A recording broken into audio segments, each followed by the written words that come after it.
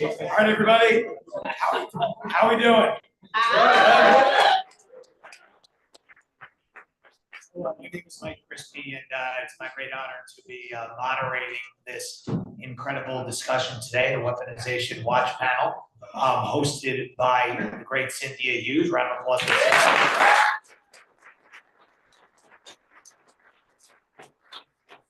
Started after that fateful day on January 6th when we saw the true horrors of what our own government is capable of. People tell you this is the freest and most fair system in the world, but unfortunately we've seen over the last couple of years true evil rear its ugly head. And in the face of true evil, who's fighting that, who's standing up to it, who's punching back, who's making a difference? It's not a lot of people, unfortunately.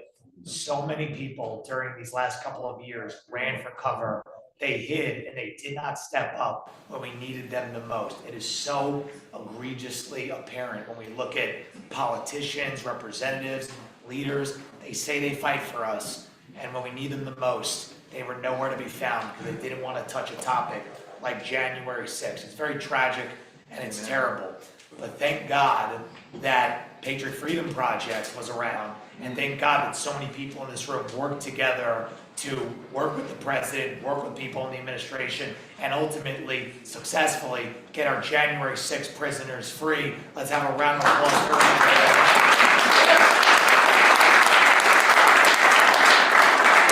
Of course, as we see it now, the fight continues. This weaponized standard that they've created is only increasing. Now that they've opened up the Pandora's box and we see what they're capable of, they're not going to stop.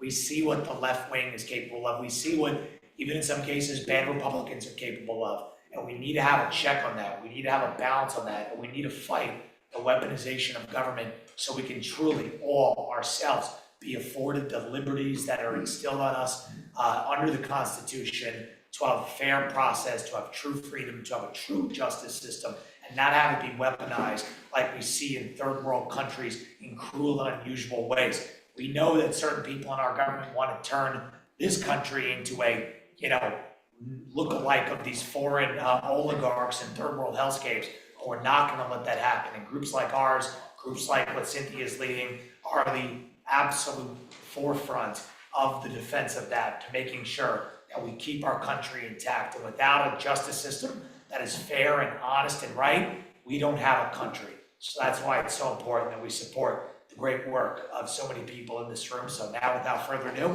I want to welcome up Cynthia Hughes.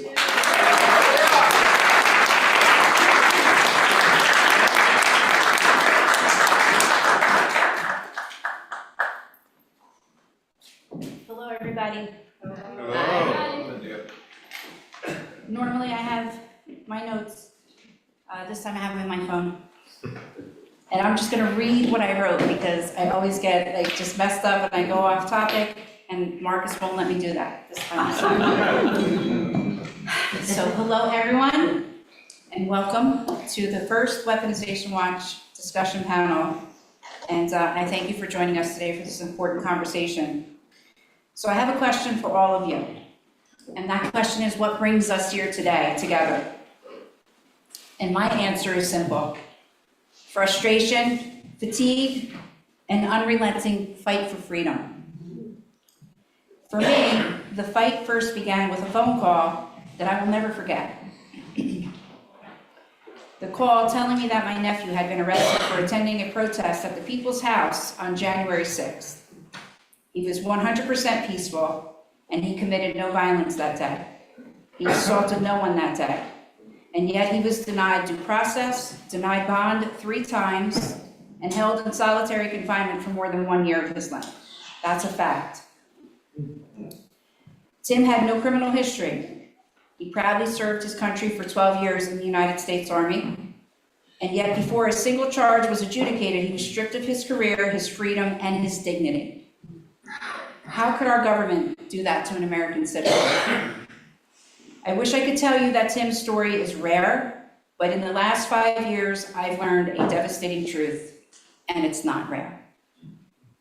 What I've witnessed is the full force of a weaponized government, a system that now too often punishes citizens instead of protecting them, a system where prosecutors chase headlines instead of justice, and where judges abandon the objectivity for ideology.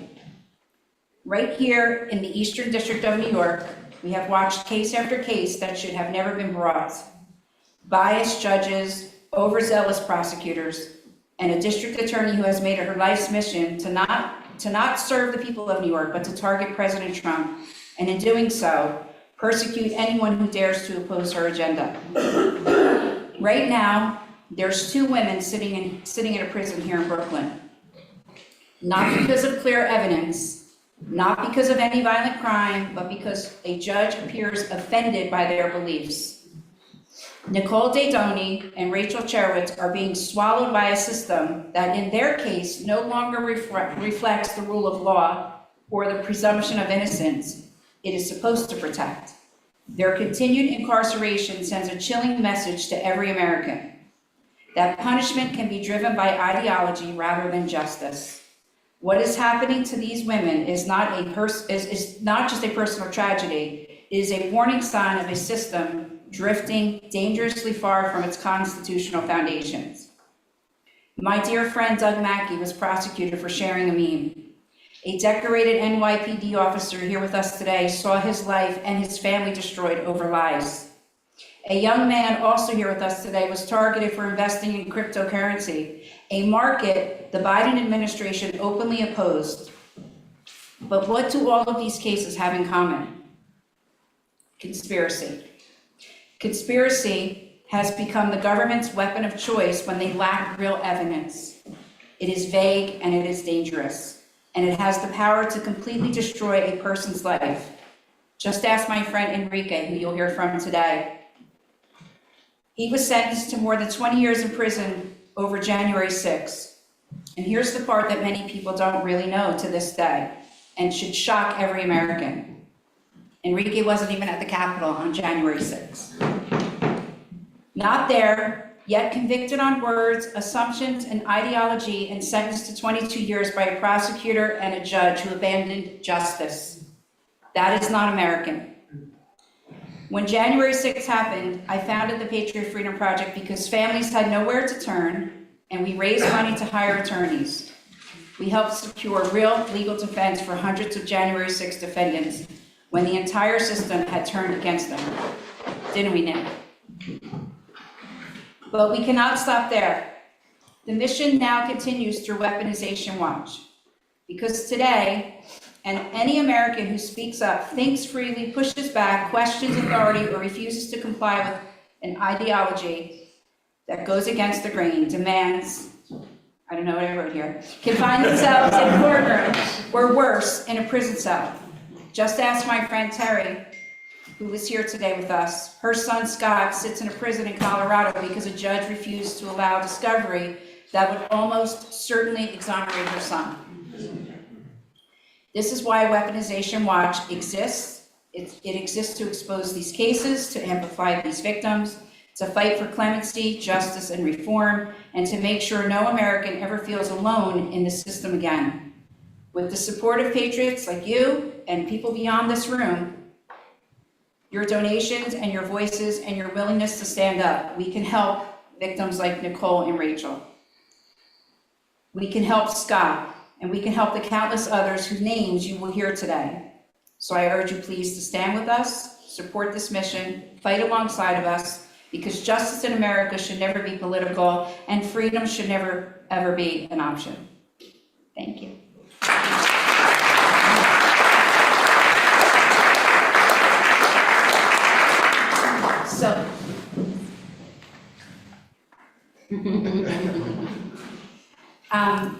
So I usually, I always go off script, and we're on a strict timeline today, and I will get in a lot of trouble if I don't stick to that. So, and I'll be coming up more to talk more to you, and of course you could talk to me afterwards, and you can reach me through social media. I'm happy to give my phone number, my email.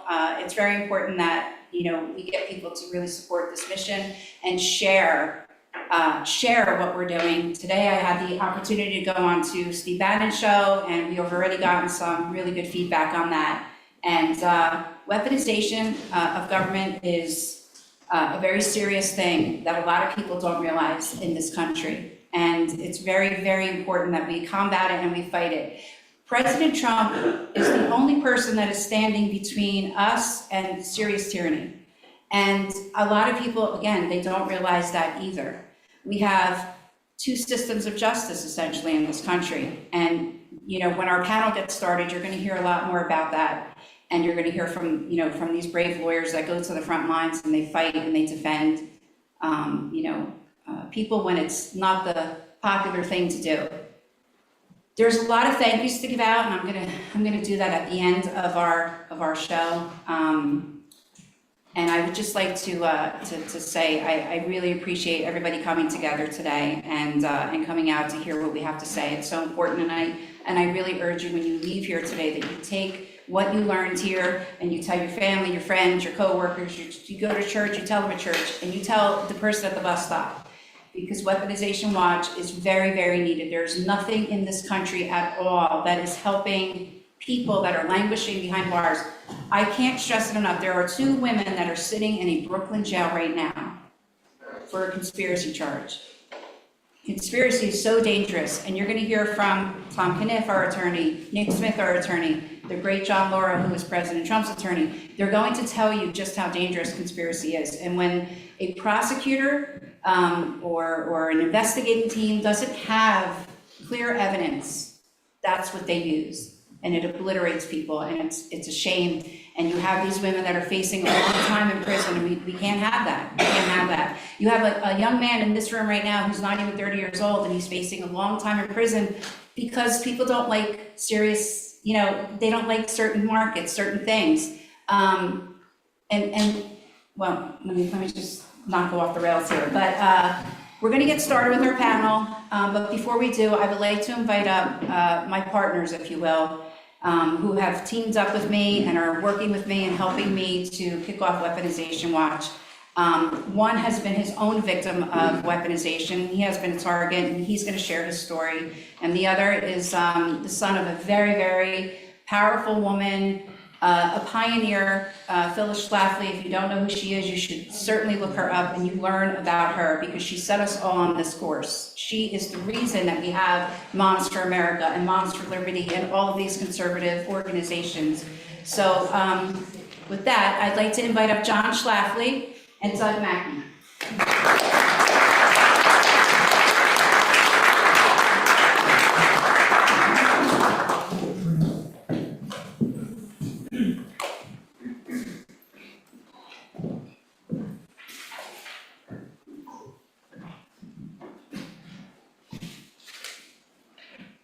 As Cynthia said, my mother, Phyllis Schlafly, was instrumental in national politics, and she was very instrumental in helping President Trump get the Republican nomination in 2016. And when she passed away later that year, candidate Trump brought his entire team, including Steve Bannon, Kellyanne Conway, and his wife Melania, aboard Trump Force One to St. Louis to honor my mother at her funeral. Her successor in our organization was Ed Martin. Maybe you've heard of Ed. Ed messaged me this morning with a new project he's working on that he said this is a close hold though, so I'm not allowed to tell you about it. But there's more in the works. He keeps telling me, just be patient. And although Ed is in the Justice Department, as you know, and he's struggling with the bureaucracy there, but he's trying every day to push back against weaponization and to get the pardons that need to be done out.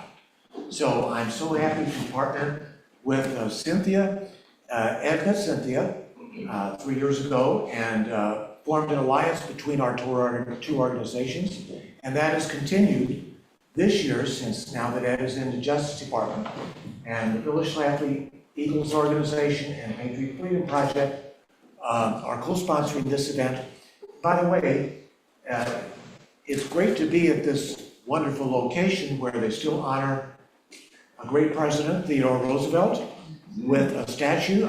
Especially since the big statue of the big Roosevelt sculpture was removed from the front of the Museum of Natural History on the Upper West Side. What an outrage that was.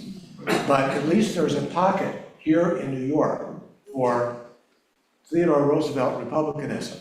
I'm so happy to be here for the first time. Cynthia?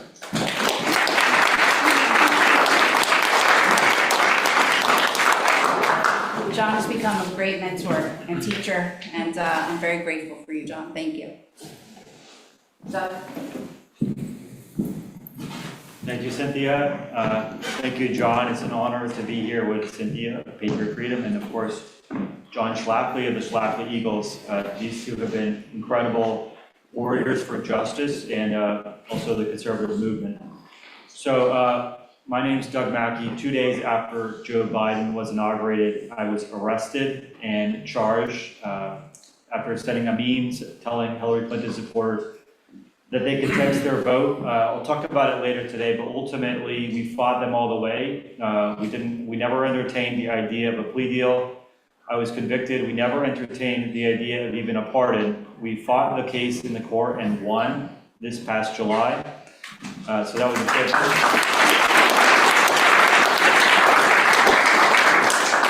So as during the 2016 election, I was sitting here in Manhattan, not too far from here, just a few blocks away, posted a meme that I thought was funny, and then I moved to Florida. I was living my life.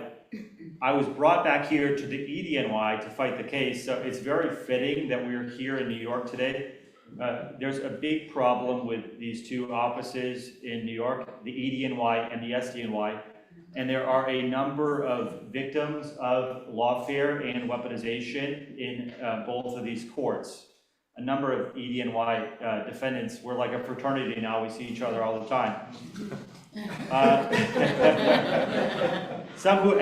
What people don't understand, President Trump's been in office for almost 1 year. There are a number of weaponized cases still going through the system, people in prison, people fighting on appeal, people fighting for pardons, people who have served their sentences, people who have not served their sentences. So let's think about these cases as we're here today. And I also want to have us think about, yes, it's important that we think about long-term structural reform of the justice system, but in the immediate future here, short-term, we need to think about real tactics and strategies.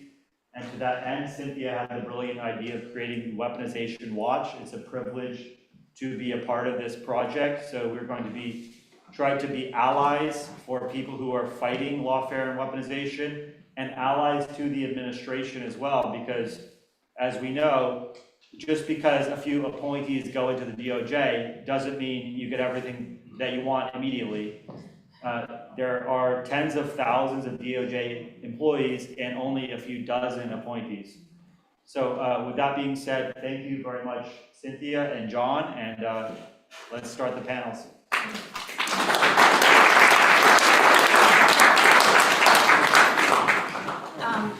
While we're waiting for the panel to get set up here, I just want to give out another quick acknowledgement of another example of weaponization, and that is Dr. Ron Elfenbahn. I butcher the names all the time. And you're going to hear from Dr. Ron a little bit later today. The weaponization of government runs very, very deep, and it runs deep on all forms. And I really take videos, listen carefully, because you're going to learn really quickly just how deep it runs. Thank you.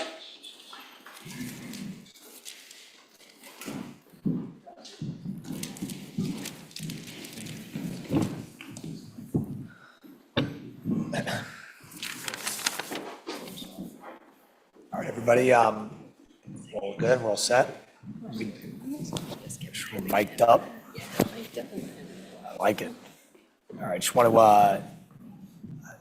welcome everybody one more time, and obviously Cynthia Hughes doing amazing work, and just one more round of applause for Cynthia doing such a great job. Cynthia doesn't like when I hype her up like that, so that's why we do it. But so do you want to shift your focus now to our first panel that we're going to have today, talking about mass clemency. And we have our panelists here. We have Nick Smith. Nick, all right, round of applause for him. We have Colonel Rob Manus. There you go, Colonel Rob Manus. Mike McMahon. There you go. And the aforementioned Douglas Mackey. There you go. So we're going to get started here with a 5-minute opening statement from each panelist, and then we're going to talk about a review of cases that Weaponization Watch is profiling and what a mass clemency project would look like. So let's do the opening statements down in this order. Hi, everybody. Thank you to Cynthia for inviting me to tell my story about how the FBI ruined my career and my life. 2020, October 2020, the FBI surrounded my house, local police. Couldn't believe what was going on. Thought my kids were involved in an accident. Thought maybe somebody was hurt, injured. didn't want to open the door at first, but I finally opened it up and they said, Mike, you're under arrest. And I said, for what? They said, working for China. I said, working for China? I said, all right. I said, I had a great NYPD career, I made tons of arrests, followed the law, never been arrested, couldn't believe it. They said, oh, we'll take you downtown, we'll talk to you more in person, which I did. I couldn't believe when they gave me the complaint and I read it, I couldn't believe what was in the complaint report. It said I stalked somebody, I harassed a New Jersey family, I witnessed meetings or videotape meetings at a mall in New Jersey, none of which took place. None of it took place. And I told the officers and the agents, listen, you got the wrong guy. I wasn't there. It's not me. It's not me.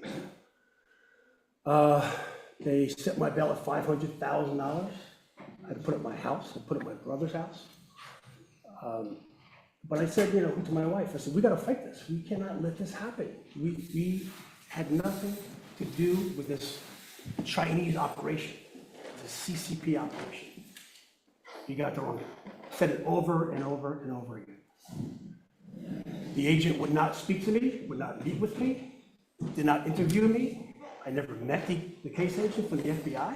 And I said, I want to meet with him. Through my lawyer, he would never want to meet with us. I wouldn't take a plea. I said, we're fighting this the whole way. If it costs us our house, we're going to deal with it, we're going to fight it. We go to trial. All this stuff comes out at trial that we had no idea existed. We weren't privileged to some of the discovery. We weren't allowed to look at some of the discovery. A lot of the discovery was encrypted. Why couldn't I look at my discovery? Why am I finding out at trial that this stuff was in my discovery? Completely shocked, upset, just couldn't believe I was in this situation. We fight it, go to a 6-week trial. I was found guilty. I was sentenced to 18 months in a federal prison. I was sent to Michigan, a low security prison in Michigan. Through some letters of support, I was sentenced later, after 3 months, I was sentenced to a halfway house in Newark, New Jersey. While I was in Newark, New Jersey at the halfway house, I got a call from Congressman Mike Lawler saying I was pardoned by the President of the United States.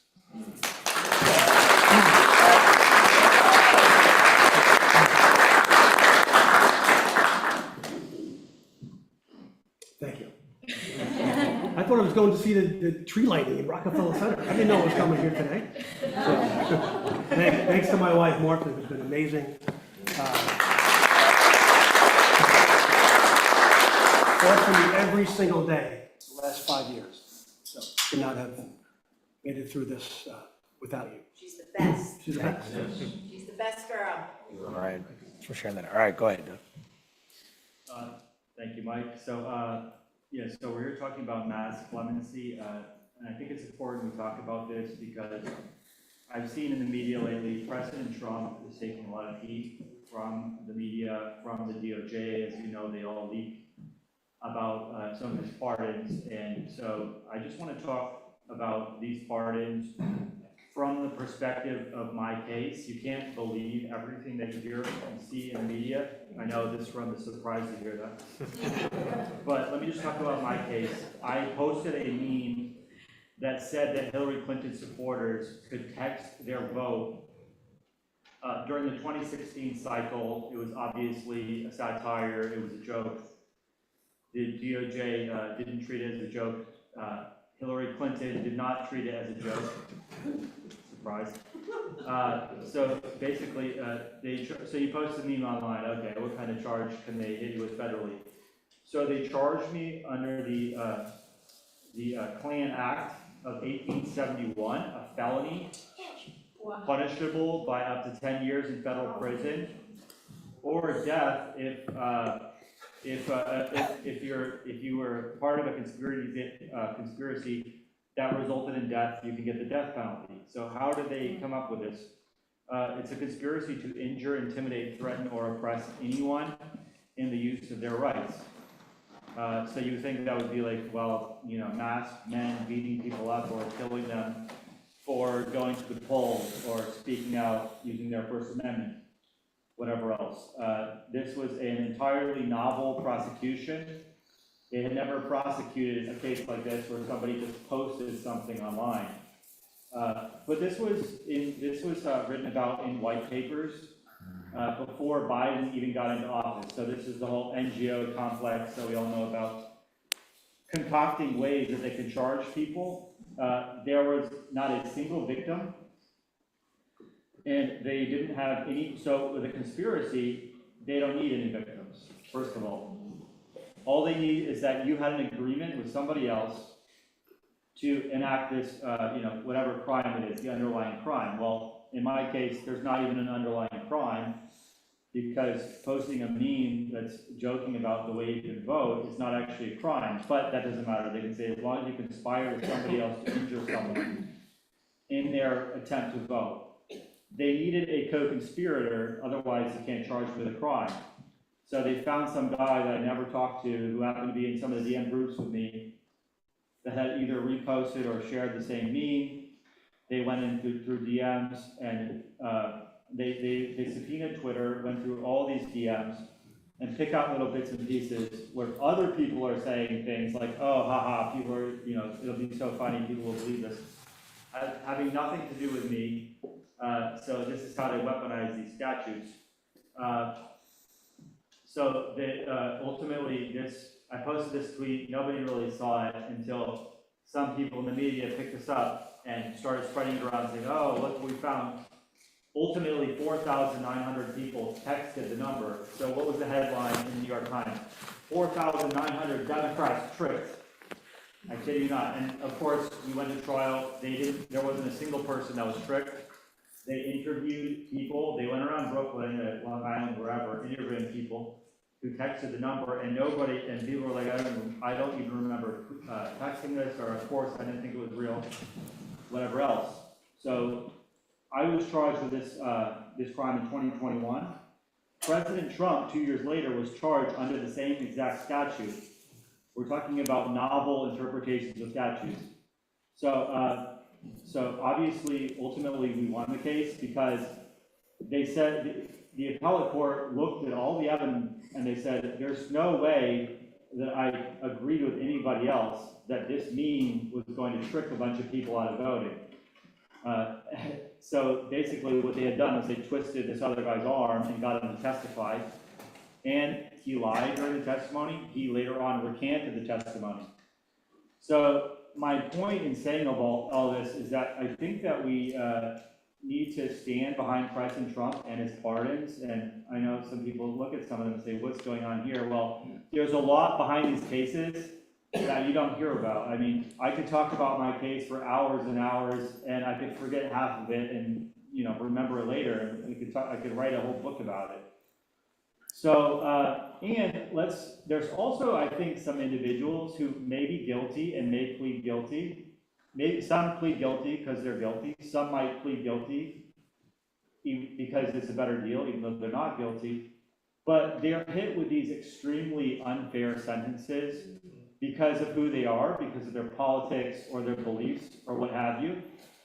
For instance, Roger Stone pled guilty or I think he was convicted, and the DOJ tried to recommend a 9-year prison sentence until I think Bill Barr had to intervene and say, no, you have to redo this recommendation. So that's just one example. Another example, George Santos, who was hit with 7 years, and there's a whole list of these cases. So I think we need to stand behind President Trump, and somebody has to make the case for why this is a necessary thing. Good. All right. Thank you, John.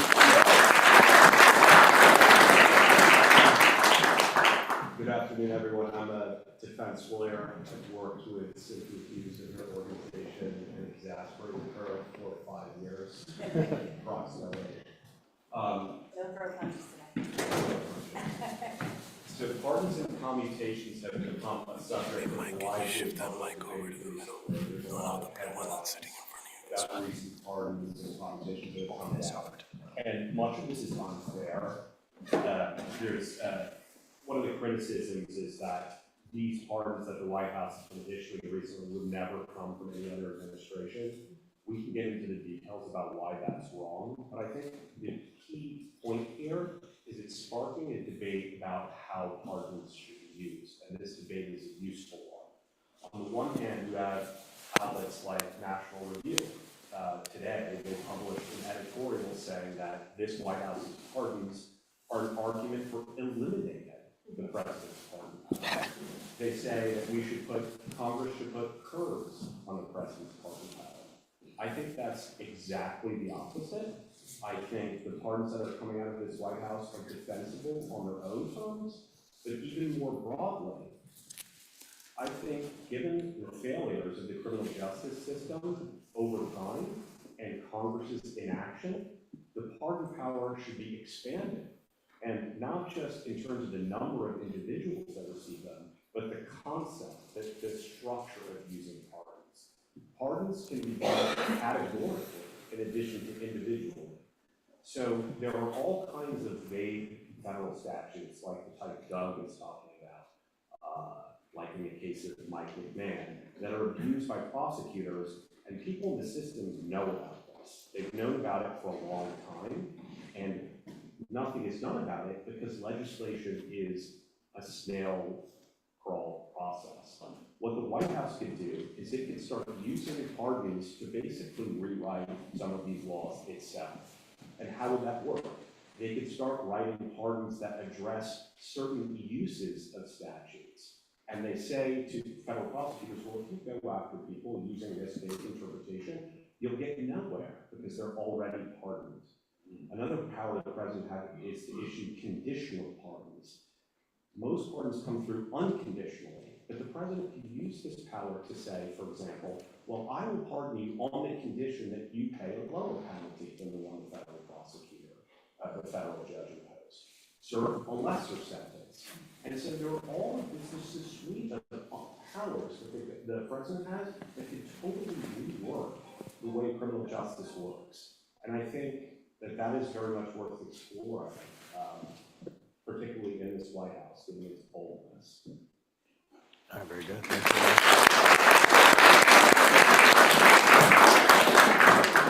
Colonel Manus. Thanks, Mike. First of all, I want to thank Cynthia, John, and Patriot Freedom Project, Eagle Forum, for sponsoring and establishing Weaponization Watch and Veterans Leadership Fund that I chair. Is proud to help support that, and thank you for the invitation to bring the military side of this weaponization that's happened to the American people by not only our government, but all of our institutions across the board, that each person in this room probably once trusted implicitly. The big highlighted issue right now on the military side is the COVID-19 vaccine order that was issued by President Biden and followed through by then Secretary of Defense Lloyd Austin, but it turned out to be unlawful. And that's a big subject today because there's still an attempt and continued attempts to weaponize the department, what is now the Department of War, against not only our military members, but the American people itself. I'm sure all of you have heard of the seditious six that are calling for disobeying orders that are lawful in the United States Armed Forces today. That is just another version of what we saw with the COVID-19 vaccine mandate. The reason why I'm very happy to be here today is that the current president and Secretary of War Pete Hegseth have issued orders to reinstate somewhere between 85,000 and 100,000 young Americans that were either court-martialed or separated from the service involuntarily or forced to leave because of this unlawful vaccine order that occurred.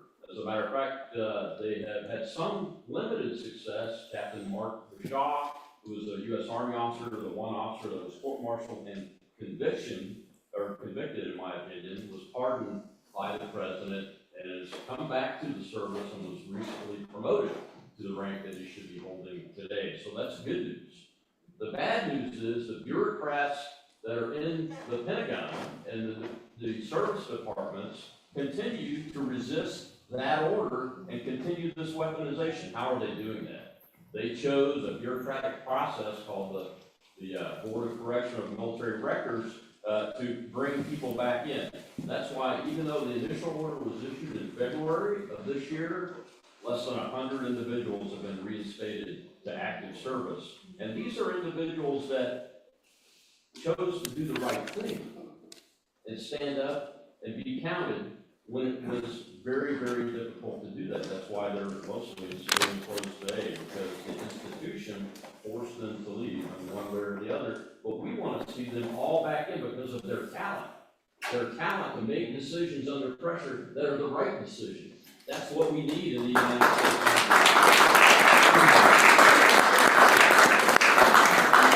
And the reason that is important is that less than 100, come on, ladies and gentlemen, when we have almost 100,000 people by a lot of estimates that need to be back on active duty so they can be fulfilling the orders of the President of the United States in the national security space, not only here domestically, but overseas too, in a lawful way, we need them.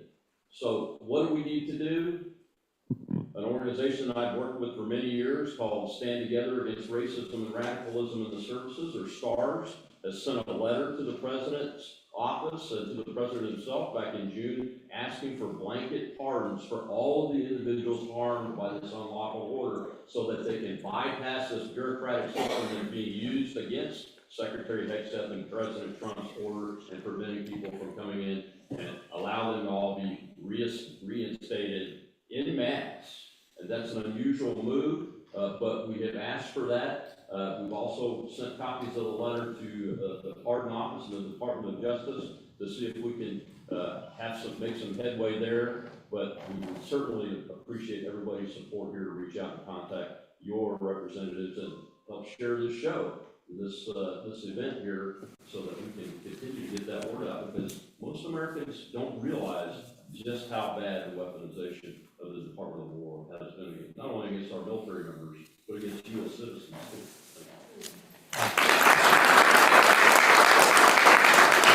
So I do want to ask, because I know we were talking a little bit about it, and that was a good segue, Colonel Manus, is I think the number one question on many people's minds is how can we scale up the process to review these pardon applications? What should be the criteria? Because obviously, you know, when these things are hanging in the balance after 4 years of just absolute chaos and anarchy under the Biden regime, there's so much to clean up. So how could we, you know, just going to throw this out to the group, whoever wants to talk first, how can we scale up this process to review it? And there are so many people who, you know, I guess they haven't gotten their day yet to get the thing reviewed, and everyone has a story. How can we scale this up? How can we make it happen faster? How can we get this done within the 3 years that we have for sure left with this administration and the friends that we have, you know, in it and around it and advocating for it? So whoever wants to go ahead.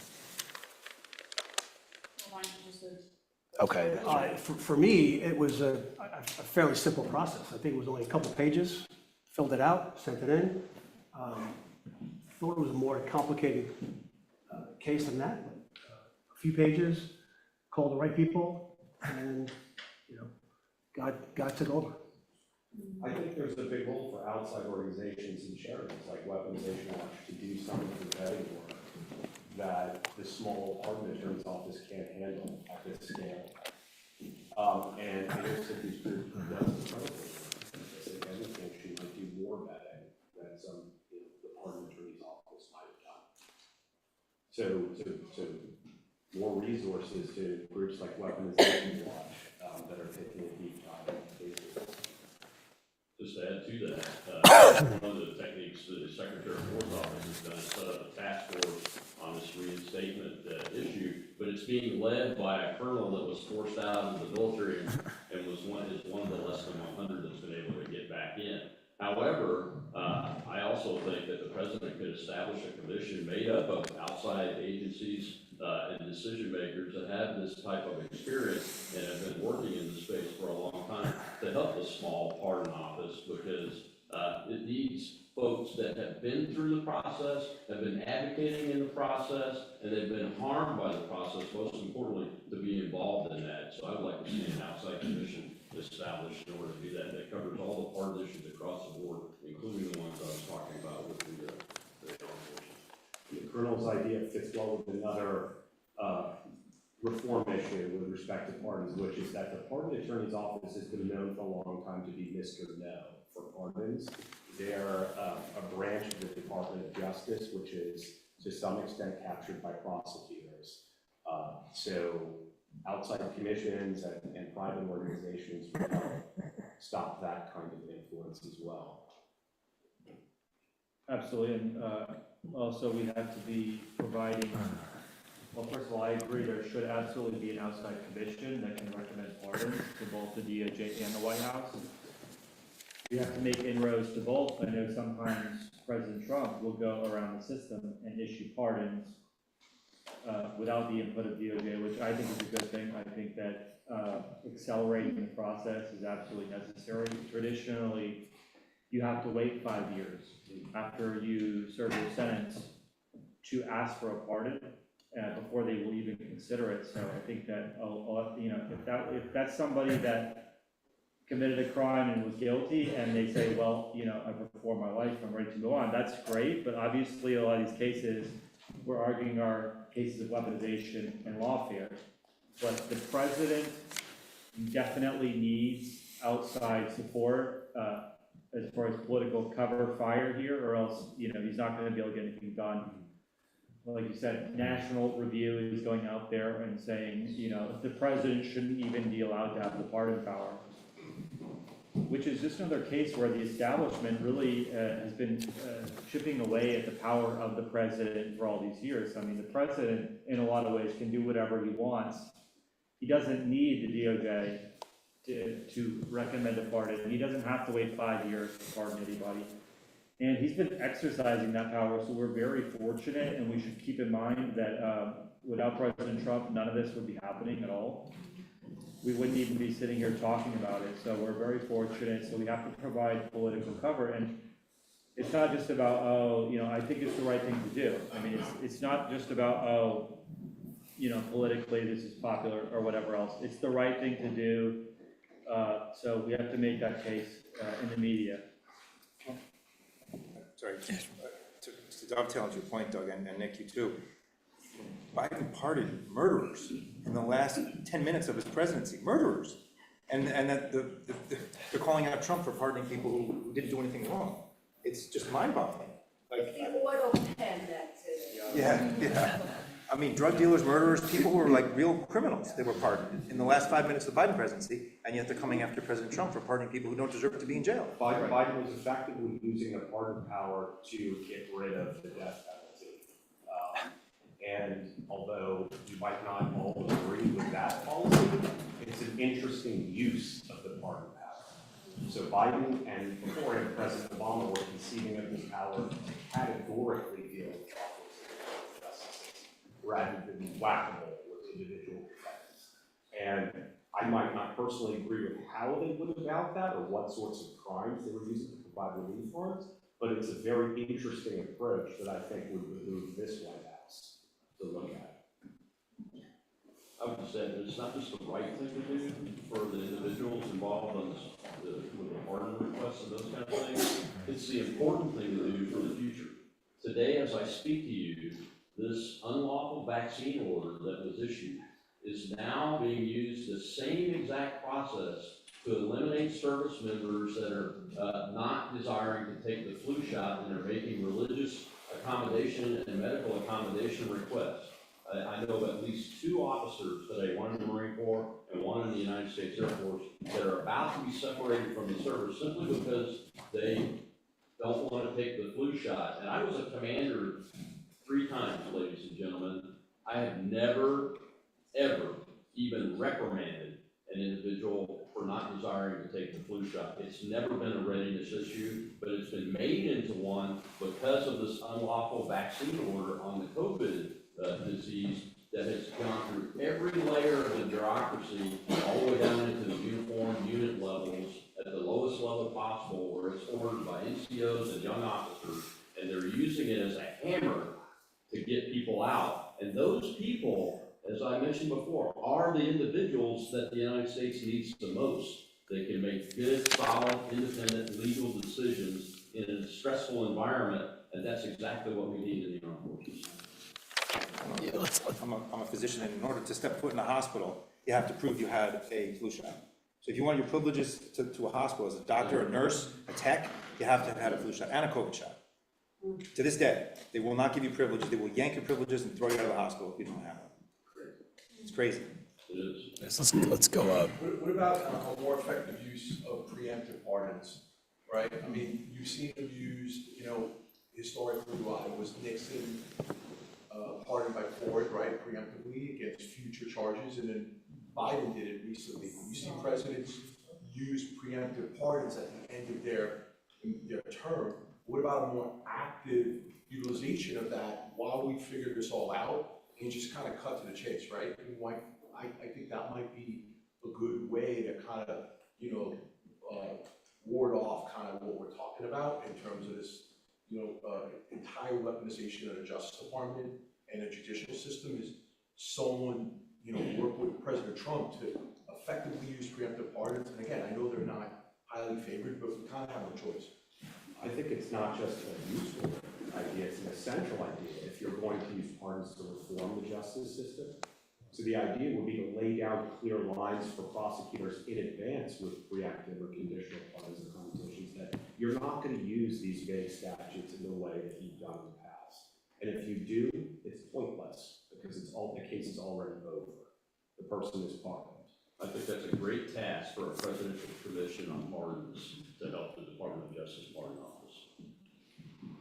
There just needs to be an exodus of pardons in this country, seriously. There needs to be a commission set up where we're looking at, cases like, do you know how many Michael Manns are in this country? That we don't even hear about. Exactly. And there needs to be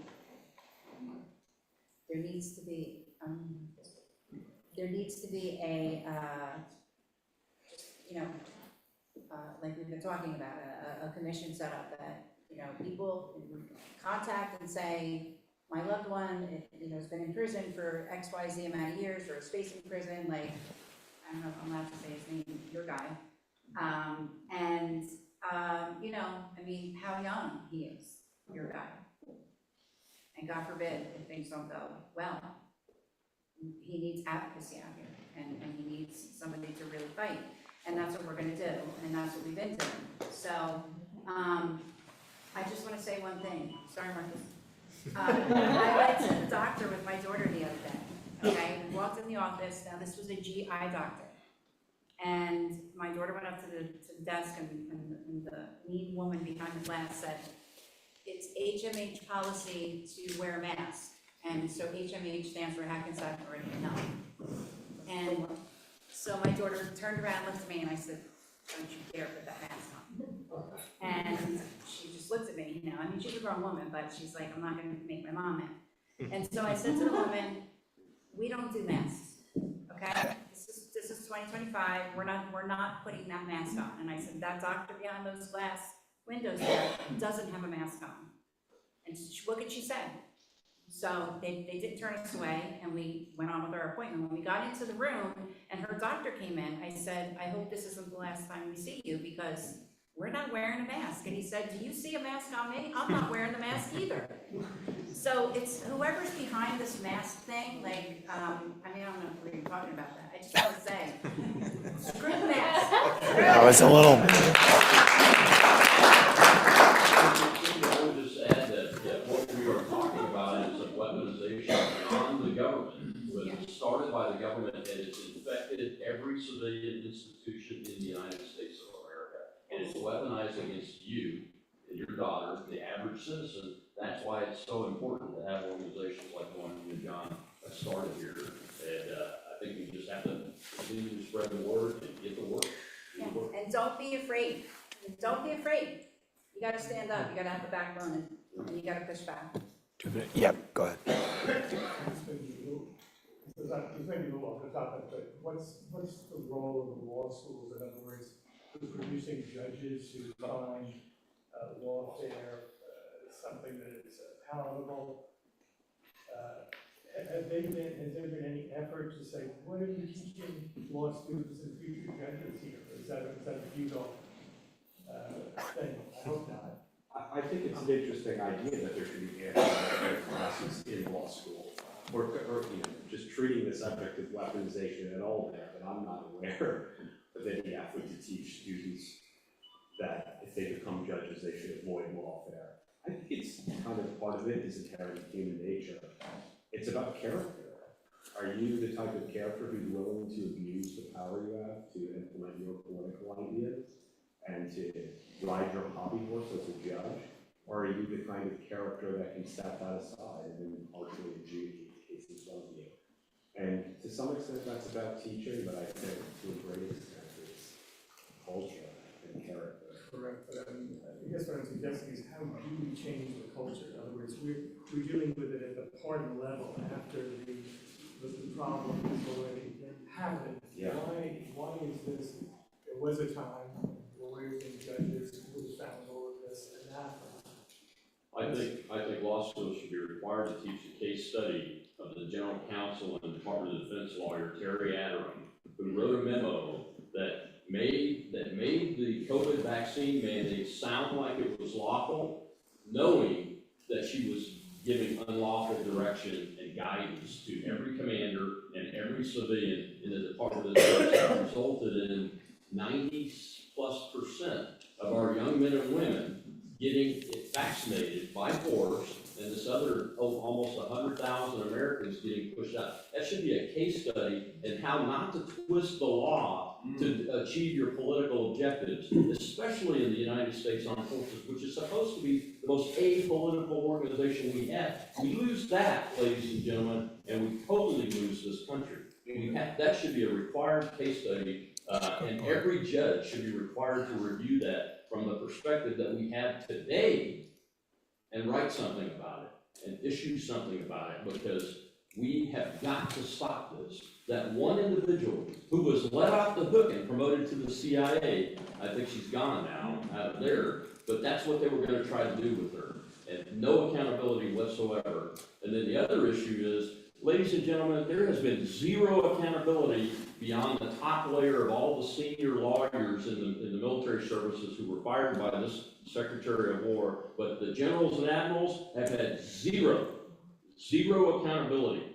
And they are still running the programs inside the Department of War. Do you expect that 100,000 Americans that were forced out due to an unlawful order are ever going to get brought back quickly and effectively and efficiently when the same generals and admirals are running the show? They are not. And that's a problem. We've got to address that, especially on the legal side.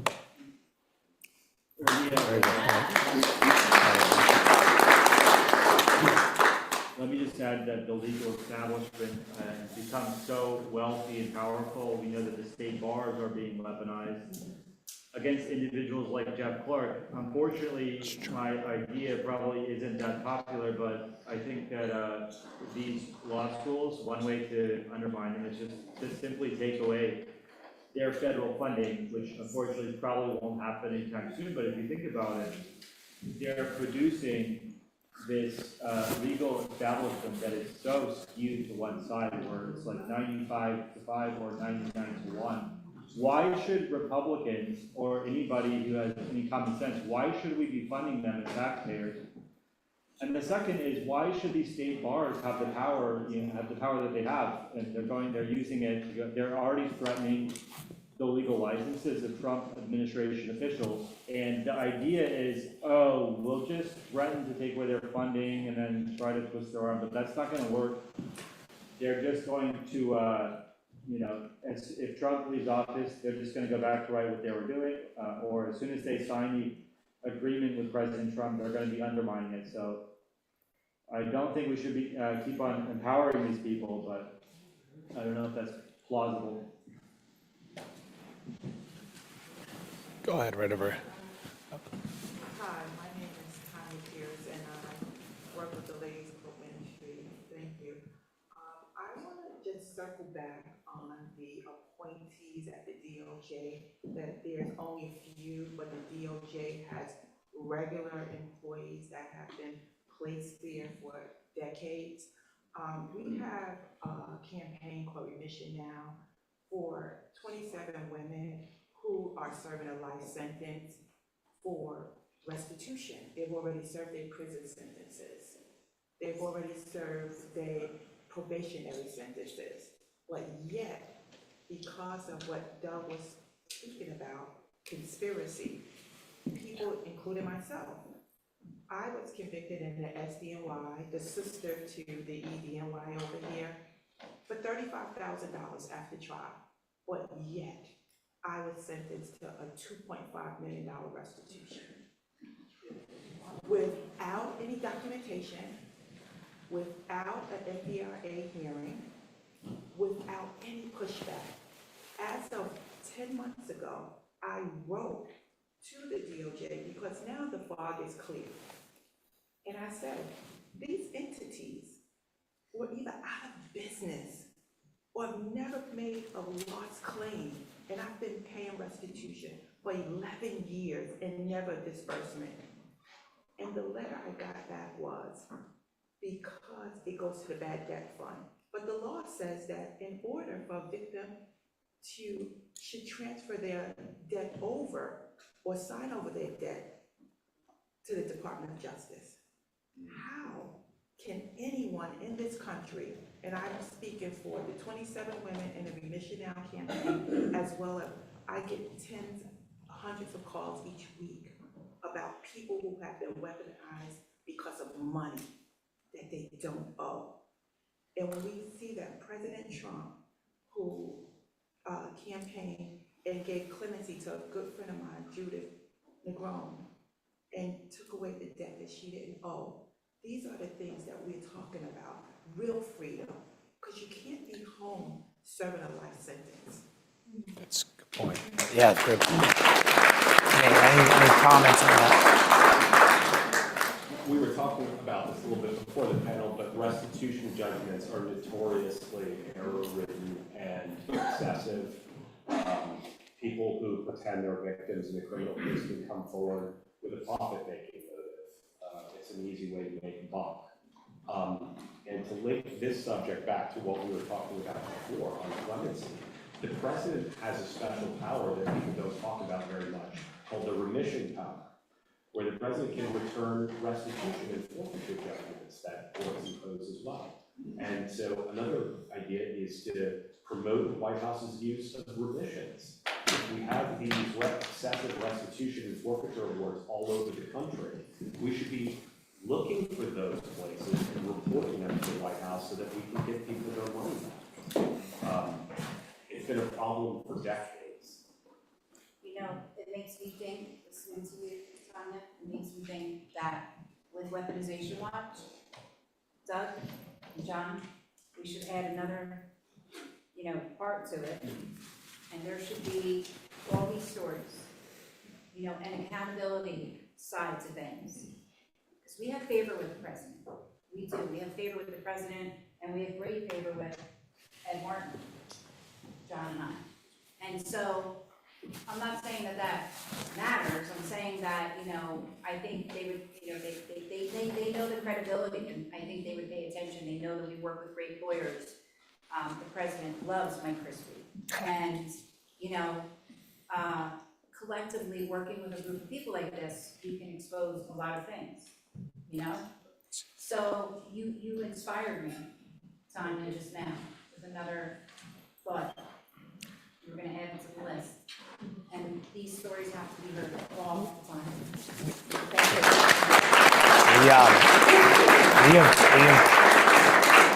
Thank you. We have time for one more before we wrap the panel. Let's go right there. There'll be another panel, I promise. Rudy Giuliani's law license was yanked in New York. I know somebody in the state senate, a Democrat, fourth rat woman, who really pushed for that. Can that be reversed? It could be reversed by the New York Court of Appeals, but I'm not really sure where Mr. Giuliani's appeal stands right now. The president can't reverse that. I mean, it was yanked for points of view. He contested the election results. I'll have to challenge that in the Court of Appeals in New York. Well, the walk in New York, I mean, that's like. I think so. I think we have a minute, so let's go right there. We have like 2 minutes. So let's go. So, we We talked a lot about how to get rid of the people who have weaponized our institutions out of government. What comes after? Unfortunately, a lot of these people have decades of experience, not just in leadership positions, but also in the rank and file. How do we close the experience gap between, let's say, the old guard and the new? The people who weaponize in our institutions and the replacements, so that we can maintain readiness to fight enemies in the global stage like Russia and China, and enemies domestically like criminals and organized crime. Thank you.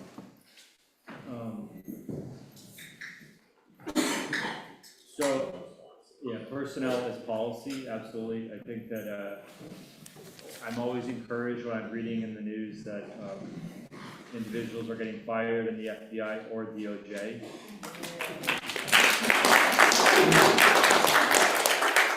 So the Trump administration has tried to say that they can fire lower level employees at will if they're not on board with the political agenda. I know it's a core fight. A lot of these career officials have merit protection and this kind of a thing, but hopefully we get some favorable court rulings. But then not only that, you're going to need it's a difficult task, but I think we need to make the case from the outside that a lot of these people should be fired and should be removed. How do we close the experience gap? I'm not sure, except we need people that are public-minded. You know, even when I'm talking about jury service, when we did jury selection, and a lot of people come up and they just try to get out of it as quickly as they can, you know. They say, oh, I always believe the police, or they say, I never believe the police, just so they can get out of jury service. They say, all my cousins are police officers. So, yeah, we need, conservatives need to be more service-minded, I believe, because a lot of times we're just trying to get out of things, so. I challenge the premise of the question, that it's gonna leave an experience gap, from a Department of War perspective, that's BS, quite honestly. There are tens of thousands of military officers that have never violated their oath of office to the Constitution of the United States that would be more than happy to help. And the President of the United States, as a Commander-in-Chief, has the power to bring them back on active duty if he needs to. But there are also tens of thousands of military personnel that are waiting to come up, that have been trained, that have experience. On any given day, there's about 4,000 colonels just in the United States Air Force. Many of them are ready to be generals, but they may not have the right ideological view for this past Department of Defense. And the resistors that are in this bureaucracy, both in uniform and out in the Department of War, we don't need their kind of experience. They're the ones that brought us here. We don't need the experience that has taken us to endless war policies for the last 3 decades that have ended in disaster for our credibility, and now we're trying to reinstate deterrence as a standard daily operational effect, instead of sending our kids out to die on borders like the Russian-Ukraine border, which we don't give a damn about. That's right. Wow. All right, we're going to wrap this panel up. Appreciate everybody's participation. We're going to take a short break, and then we'll come right back in how many minutes, Cynthia? What? Stories after the break, yes. How much time for the break, though? Oh, just 5 minutes. 5-minute break. All right, here you go. All right, thanks, everybody.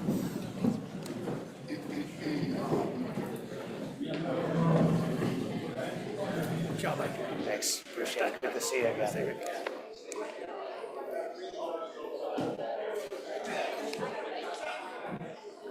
See you. Hey, good to see you. Good to see you. Thank you. Great. Excellent. What's going on? Fascinating discussion. Have you talked to Cynthia?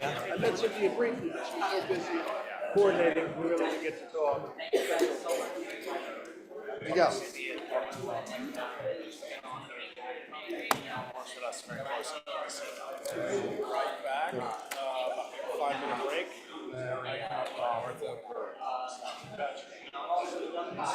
Is it for us? Yeah, here echoes, once you know one case, you kind of give the same patterns some of the patterns of abuse, the way they deal with discovery. FBI's it's like, oh, I hit this next. DVD leaks, young lady was talking about where they do restitution. They always inflate it for the press release. Yeah, oh, yeah. So then that ends up going on the other end of the funnel, as if it's a real number, when it's never real. Right, right. But you got, in federal court, you have to prove that that's not the truth. Prove that it's not what that was saying.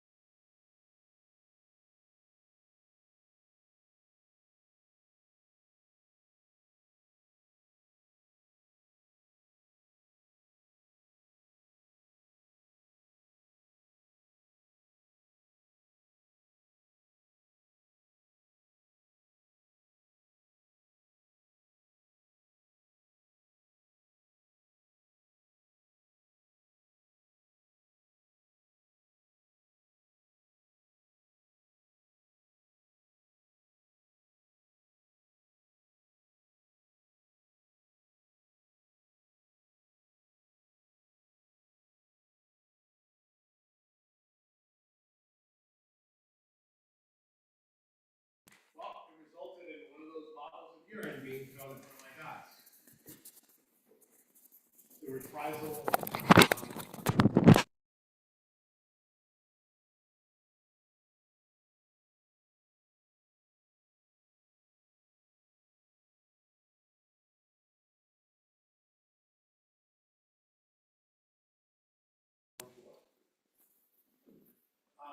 if he was okay, and he said, F off, pigs, left. That was during the peak of the 2018 midterm election, when we were, jobs, not mobs, were trending, because our jobs number were through the roof, and Antifa and BLM were mobbing the streets. The Governor Cuomo came up and decided to make a PR campaign against mobs, not jobs, and arrest 9 individuals for defending themselves. We didn't focus on anybody else. These gentlemen, these brave men, took it to trial here in New York City. The prosecutor's office and law enforcement did not know who these victims are. They never identified these victims because the victims disappeared. They went through trial with a jury not of their peers. And they were sentenced to 4 years in prison for defending themselves. I want to take a time machine to September 9th of 2016, where all of this started. Hillary Clinton called us, everybody in this room, a basket of deplorables. And although we took it for ourselves, we put it on t-shirts, we put it on hats, they meant it. They believed that we were deplorable human beings. After that, they started silencing us on social media because they lost an election. They're like, well, we gotta quiet these people down. That didn't work. Then they went for financial platforms, PayPal, Cash App. That didn't work because we're not here for the money. Matter of fact, if you're in this business, if people call people grifters all the time, if you're in this business, this isn't a business, okay? You could probably make more money in an office job. We do this for passion. So when they took us off financial platforms, they saw that didn't work. It wasn't about money things.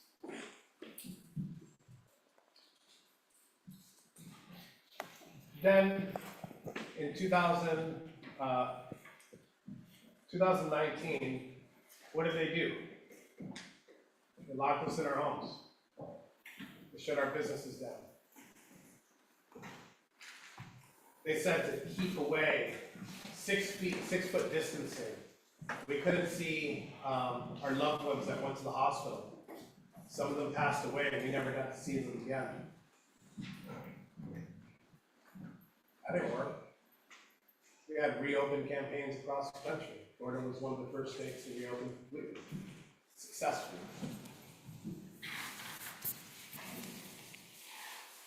Then they allowed riots and mayhem to hit the streets in the summer of love of 2020. That's what they called it. You guys remember fiery but peaceful? As the buildings burned behind them, they allowed that to happen. None of that worked. So what did they have to do? The ultimate way to silence the American people. They stole an election. And then they had the audacity to say that the reason that people went into the Capitol was because President Trump was lying about the election and pointed them there. I didn't go to DC because President Trump pointed me there. I was going to DC because of everything that happened before that. Deplorable, broke, silenced, our businesses destroyed. I didn't get to see my uncle when he passed away because of COVID. And then that didn't work. So what did they do? They put us in chains. I did 3 years in solitary confinement. And I don't even think that's the ultimate goal. When the president decided to get up and run again, and fight, like his hat says, They saw a huge problem. President at that very moment had already gone through 2 failed impeachments, 4 criminal indictments. What was next? They wanted to put him in prison. They wanted to take him off the ballot. The lawfare continued. Then they tried to assassinate him. Twice. I have wearing right now is a blood spatter right there to represent how close our country came to chaos. I'm Cuban. My family immigrated here legally. I'll say that before I start. Legally in the 60s, after the Castro regime, and I'm gonna quote Castro himself, something I rarely do. He said, my movement isn't about communism. My movement is not about socialism. We're gonna create a republic. That's what he said. It took less than 3 months after he took power to side with the Soviets and still, I'd say the most oppressive government on the Western Hemisphere. So what I'm seeing, what I saw during those times, and before that, we saw that with Obama, but I do want to focus. It's the same thing, the same reason that my grandfather tells me all the time. He's like, man, what did I flee for? You know, it's happening here in drips. It didn't come at the snap of a finger like it did in Cuba. But it's coming in drips, and it's been coming in drips for a very long time. The only thing that stopped it is this new movement of deplorables, the MAGA movement. But we always, the word, I think the most important word in weaponization watch is the word watch. It means vigilance. It means looking forward and seeing the obstacles we have in our way.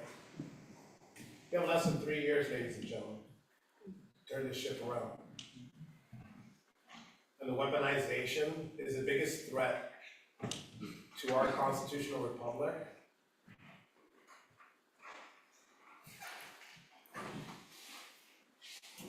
Since we overthrew the king in 1776, and we created probably the most prosperous and freedom-loving people the world's ever known. But vigilance is key because we need to be able to stop the weaponization, stop the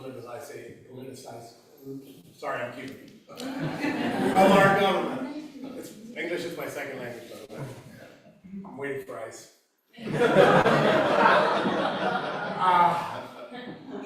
But I will tell you that in a very short amount of time, President Trump is not going to be president. And we have a lot of work to do, and I really, really got to give a shout out and my appreciation to Cynthia for putting this together. She's basically Nick Fury putting the Avengers together for this.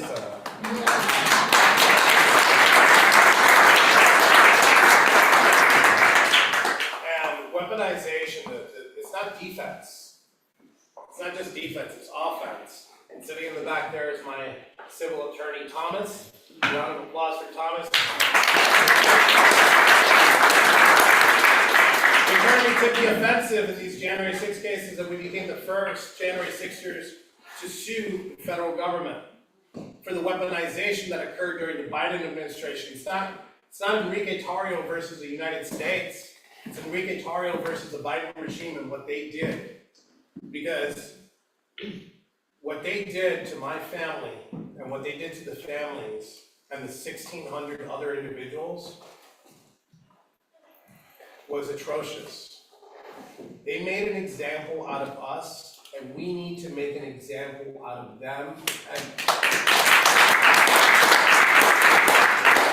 I truly believe that with Weaponization Watch, it will be the forefront, the tip of the spear, to end the weaponization of the federal government. Thank you very much, guys.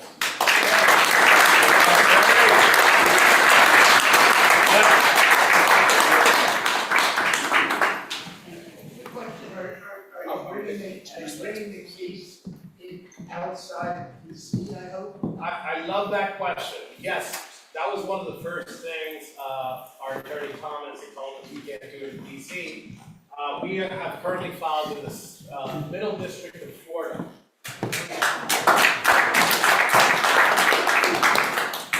Any questions, Robert?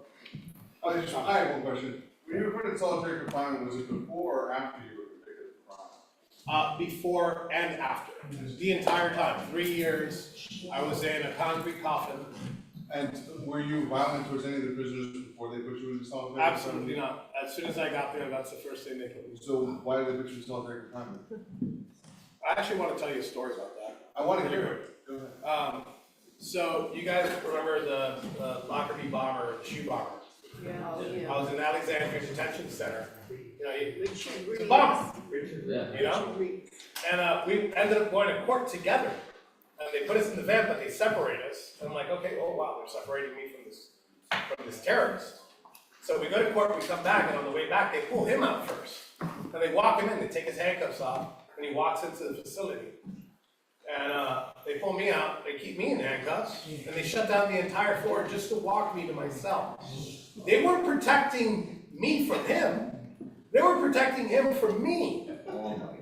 And just so you guys know, I was not even accused of any violence. None of my 5 co-defendants, same thing. There was no violence in our case. So yeah, they did it because they put terrorism, the Biden administration put a terrorism label on me, and I was moved to 40 federal prisons, county jails, federal holdovers in my time. That is a record. Not just a record of 22 years, but that is a record for the Bureau of Prisons. Anybody else?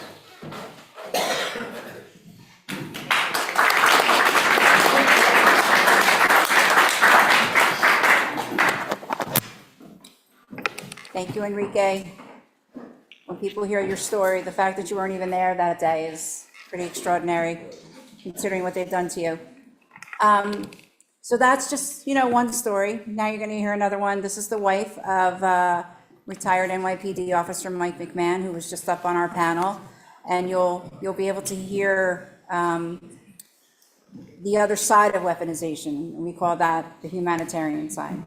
Welcome, Martha.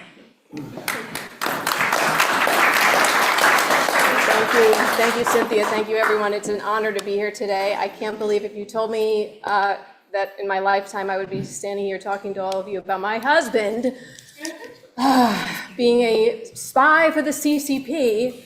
I think you're insane. A little background about myself. I was on a soap opera called As the World Turns for 20 years.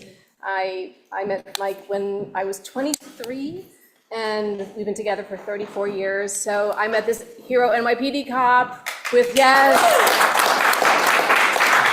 I was married to a real life hero, an amazing father, amazing brother, sisters, got an incredible family, and I married into the best family on the planet, which, when things like this happen in your life, you find out that very quickly who your friends are, but when you have a family of 9 siblings, then you find out who your cousins, and that support system actually gets you through it. And I think, for me, I was very naive because I was with a cop who always did things by the book, and he would come home talking about his cases and how he literally earned 78 medals while he was on the NYPD in it is a short career of 13 years, and worked in some of the dangerous parts of the city, as in the street crime unit. I don't know if you heard about the street crime unit, but they were like the most elite guys in the city who changed this entire city and made it safe again. Thank you, Mayor Rudy Giuliani, for doing that, and earned a combat cross for a gang-related shooting, my husband, where he was actually given the award by Rudy Giuliani in One Police Plaza. And then my husband was in a police chase and hit a telephone pole 50 miles an hour and ended his police career, which, as his wife, I was horrified for him because he loved his job. He loved what he did. He just put everything. He was the guy you wanted to show up when you called 911. He was the one who would run into the burning buildings and take on the shooters and deal with gang members and deal with homeless people and being humane to them. And he was finished, and he became a private investigator part-time. I'd worked my whole life. We were doing well. and I was on a soap opera, very successful. I've won 3 Emmys in my job. We were doing really well, thank you.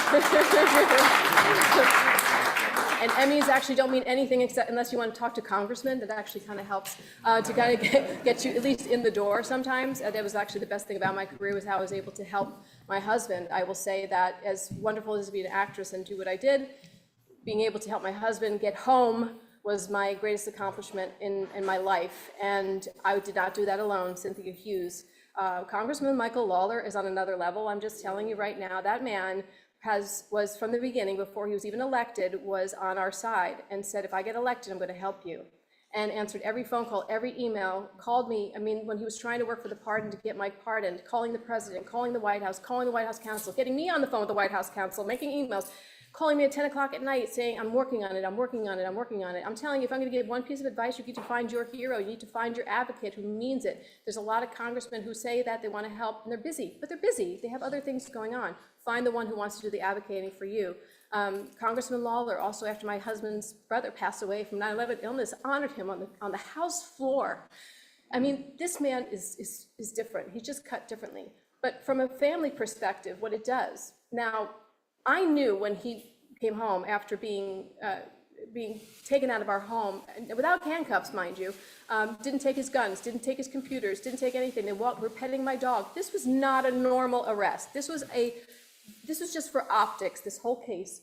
I've written a book called In the Interest of Justice if you want to read more about the case and what it's really all about. But today we're talking about weaponization. We're talking about the optics of a case and destroying a family for it, okay? This was no doubt in my mind. I said, you're never taking a plea deal. You did absolutely nothing wrong. We have 3 children. How do you tell your children that, you know what, yeah, just admit you did something wrong, and so we can save $1 million or $3 million, and you can just walk through your life, people pointing at you saying you're a spy, you're this, you're horrible, your father's a spy. No. That's right. Thank you.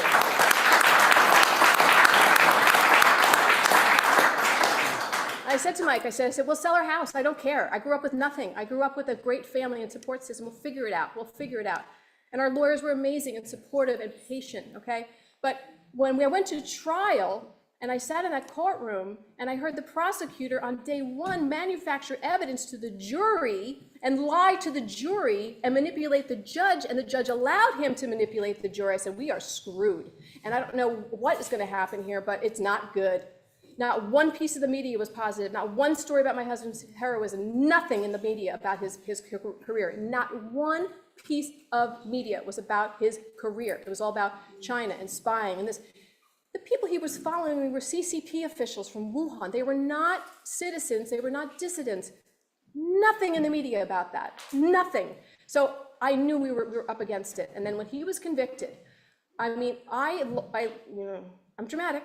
They'll never forget me in those hallways, what I was saying, but anyway, yeah, wrap it up. I'm TV, this is like TV, wrap it up. But what I want to tell you about the media, so my story was, we could talk a lot, but so just so you understand the media, I'm going to give you one example. The Wall Street Journal in July of 2020 wrote an article about how the CCP is using civil lawfare to go after dissidents in the United States, okay? There's a story in the Wall Street Journal, and in there is a picture of these 2 Chinese people, and it has Jinzhou and Fanglu and their pictures in there, in this article, saying that they are being targeted civilly in the United States. Wall Street Journal. My husband was arrested on October 28th, 2020. That same journalist who wrote that story in 2020, she wrote the story about my husband's arrest with a link going to that story in 2020, July. Now, what does that tell you? That tells you that she wanted that to happen, show them that they were victims. They are not victims, okay?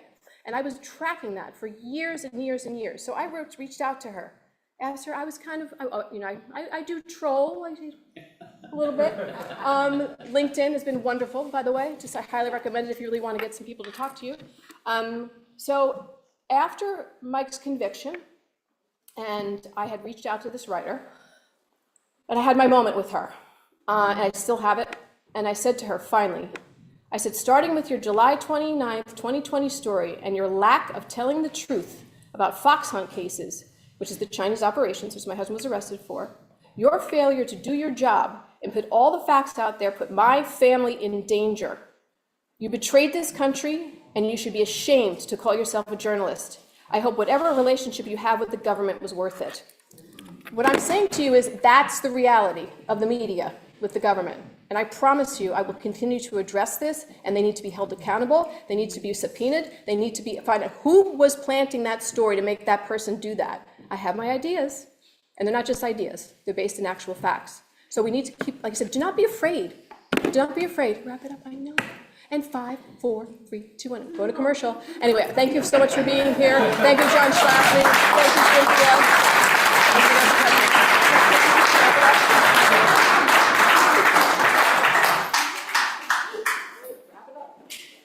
Put a period on it.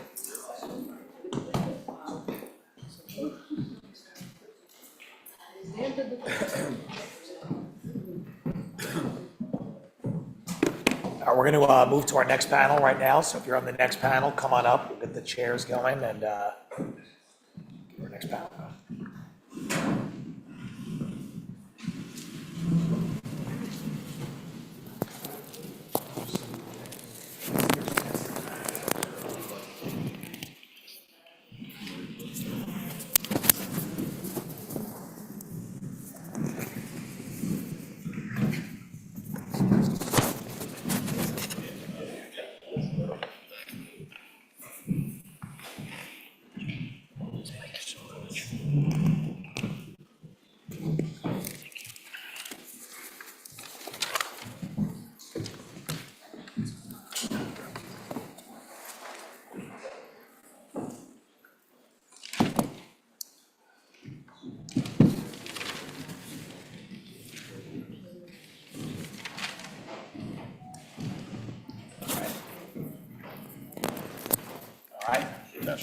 So want to shift gears here, want to talk about reform measures and have an introduction on that and have a discussion like we did last time. Our panelists that we have for the second panel, well, we have Thomas Knepp. Where's Thomas? Thomas, there you go. Thank you. We have John Morrow. And Nick Smith. So I'll give you guys each, 5 minutes just to, introduce yourselves, talk a little bit about, what's going on today and your thoughts. Go ahead, Joe. Let me first channel Saving Private Ryan. We're in the company of heroes, and two of them I'd like to point out, Cynthia Hughes and John Schlafly.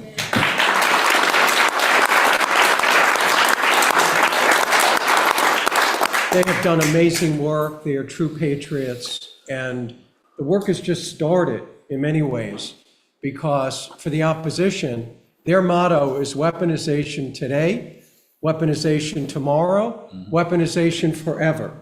They are preparing for their comeback, and they're doing it with the same sorts of tools and the same arrogance and the same corruption that they used in 2020. And it's going to be worse the next time, unless we stay united and unless we start dealing with some of the structural issues that we're going to talk about today. I represented President Trump in the January 6th case. I defended him when no other law firm, no big law firm in the country, would take his defense. The first thing I did is hire my own lawyer. Honest to God, because they were going to come after me, and they did. I sometimes feel like the Forrest Gump of weaponization. I also represent the One Taste group, Nicole Desdon, who's in prison, Rachel Churwitz, who are in prison for their spiritual beliefs because they opposed a woke prosecution team that does not believe in female sexuality and the empowerment of female sexuality. They look at all women as victims. Awful. And they criminalized a statute. They're looking 15 years in jail, and there's not one single victim in that case. But we need structural reform beyond President Trump. First of all, we have to eliminate immunity for prosecutors and law enforcement on day one.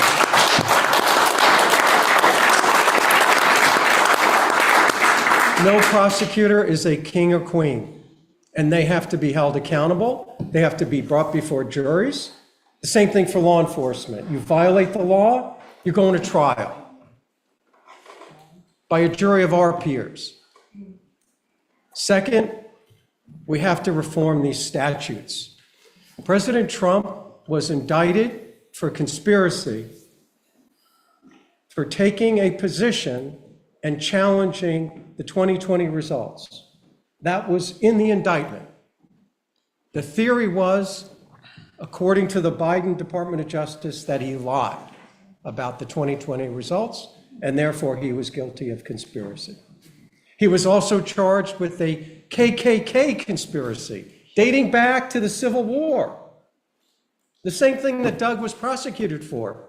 When I went to see a thug prosecutor named Jack Smith, he said, well, we can prosecute him because there was this case in the Eastern District. We just got a conviction for a meme under the same statute, KKK statute.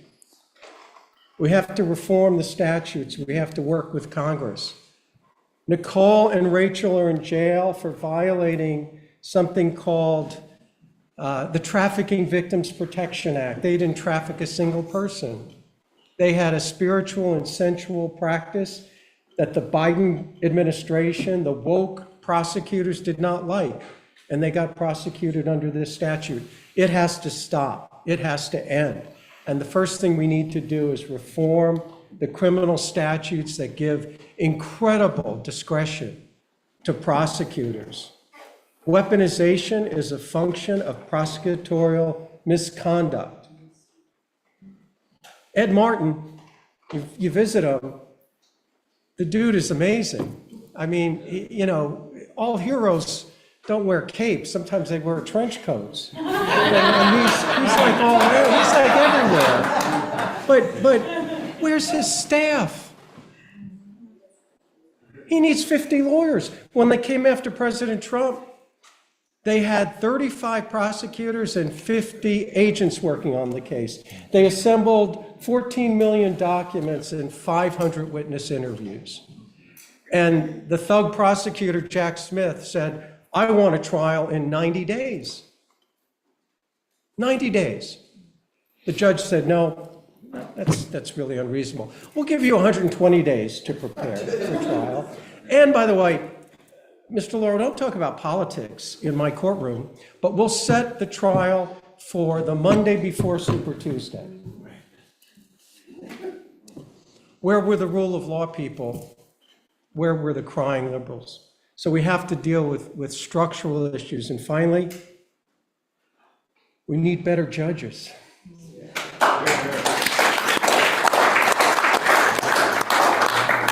We need courageous judges, and there has to be a litmus test. Thou shalt not weaponize the law. Thou shalt abide by the Constitution. And thou shalt honor due process. All of the stories we heard today, and I've been practicing law as a criminal defense lawyer for 40 years, and I no longer put this on my resume, but I was a federal prosecutor in the Eastern District of New York before that. And that place is a cesspool. But every single instance that we heard is a denial of due process. We need judges that will respect the law, respect due process, and not look at themselves as politicians in robes. And that has got to change, absolutely. I have hope. I have hope because of people like Cynthia and John, but we will either hang together or we will most certainly hang separately. But we have our work cut out for us.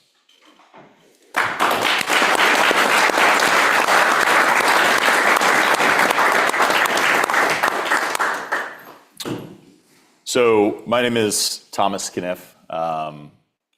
John has already said a lot of things that I was probably going to touch on, so I'll try to keep it shorter so we can get to the Q&A. And also, I already heard from Nick, but you can never hear too much from a great legal mind like Nick. He's got a lot to say. But I am a criminal defense attorney. I've been practicing criminal law in the civilian and also in the military context. I'm a Iraq War veteran, served in the Army JAG Corps, both on active and reserve duty. So that's what I've been doing for about 20 years. And before that, I was a prosecutor as well, state level. I represent a lot of clients that are that face the working end of a weaponized justice system. Many know the name Daniel Penny. I represented Daniel Penny and successfully got him acquitted in New York.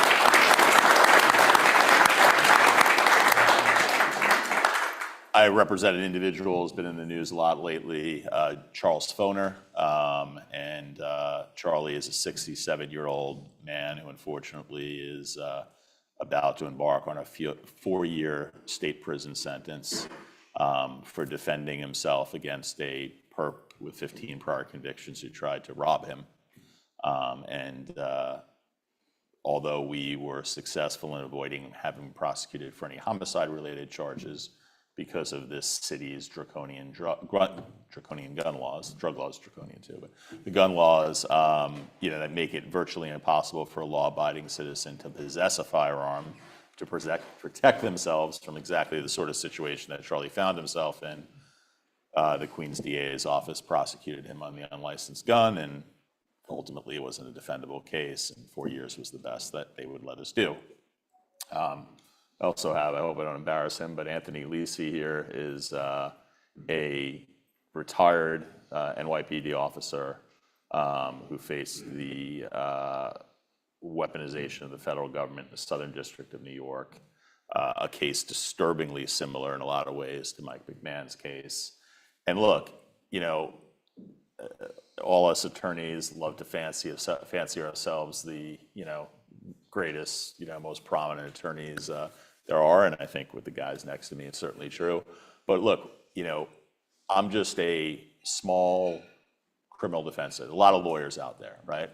And the fact that, someone like me, little old me, has, can rattle off multiple cases that are active right now. I'm not even talking about the pardon applications that we have pending, God willing, in Ed Martin's office and beyond. But the fact that, at any given time, I could rattle off numerous cases and cite numerous cases. Some are in the media, some you never hear about, which are just, vivid examples of government weaponization at the state and federal level.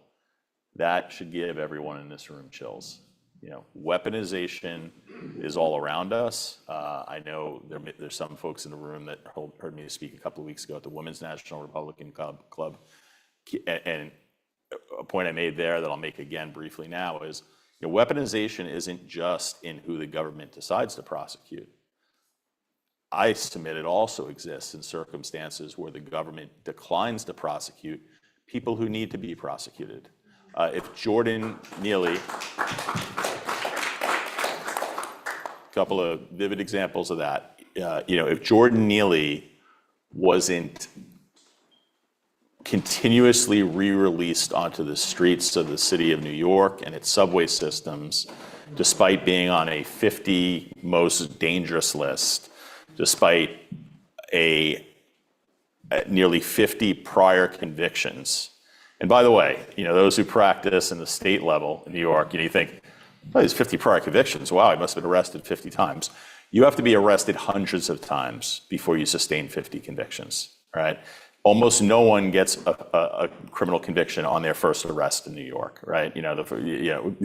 Federal is different, but I'm talking about, I'm talking about the people that our government, does inverse weaponization on, the people that they put back out who really should be taken off the streets or put in a mental hospital. So that means that, if somebody has 50 prior convictions, that means they're getting arrested every week. And certainly in Jordan Neely's case, there was so much we weren't allowed to talk about at trial, including the fact that the night before at the very same subway station where he boarded before Daniel Penny was forced to subdue him, he tried to push a woman in front of the train tracks, onto the train tracks in front of a moving train 12 hours before. We weren't allowed to talk about that. So in any event, it's all around us. It's a major problem. And I'll touch briefly before I pass the mic to something Nick said. Look, if you are serious about weaponization and wanting to counter it, all right, none of us have any business criticizing any pardon that Trump is giving, all right? I'm just saying, you know, if you're taking that stance,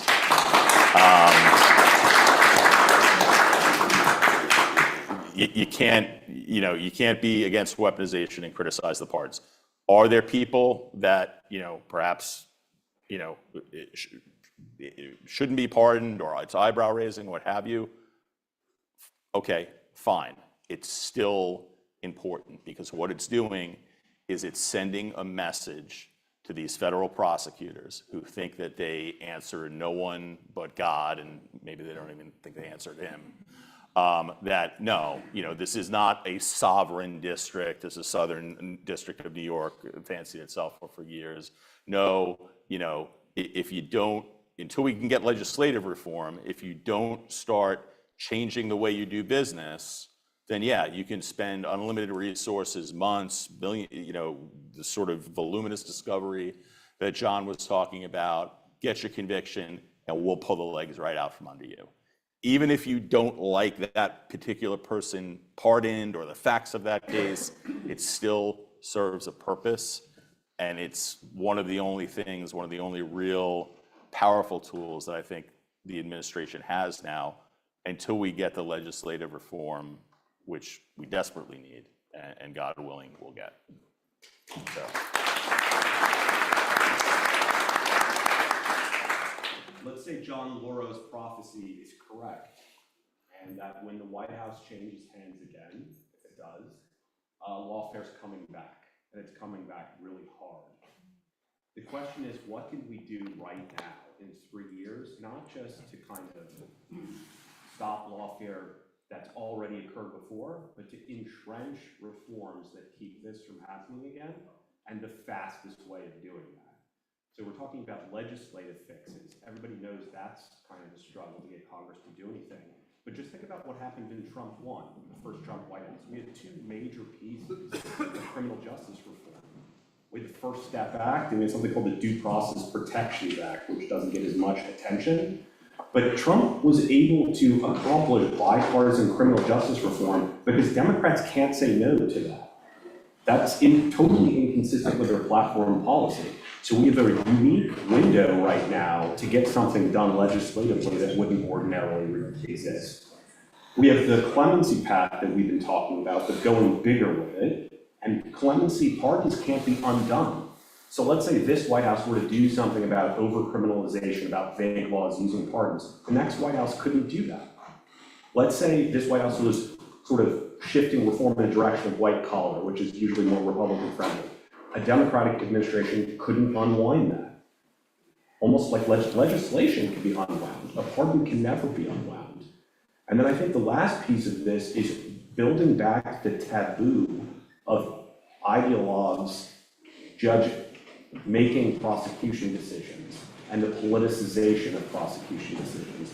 It used to be unheard of. No line prosecutor would ever think about doing that decades ago. And now when it's become normalized, the taboo lessens and you'll see more of it. But just raising awareness like we are, like Weaponization Watch is doing, is putting a stop to it in some way, because it's educating the culture. It's changing the mores of how prosecutors do things. So I think if I've got one point, it's that we need to accelerate efforts while we have time. Right now, we don't have a lot of time.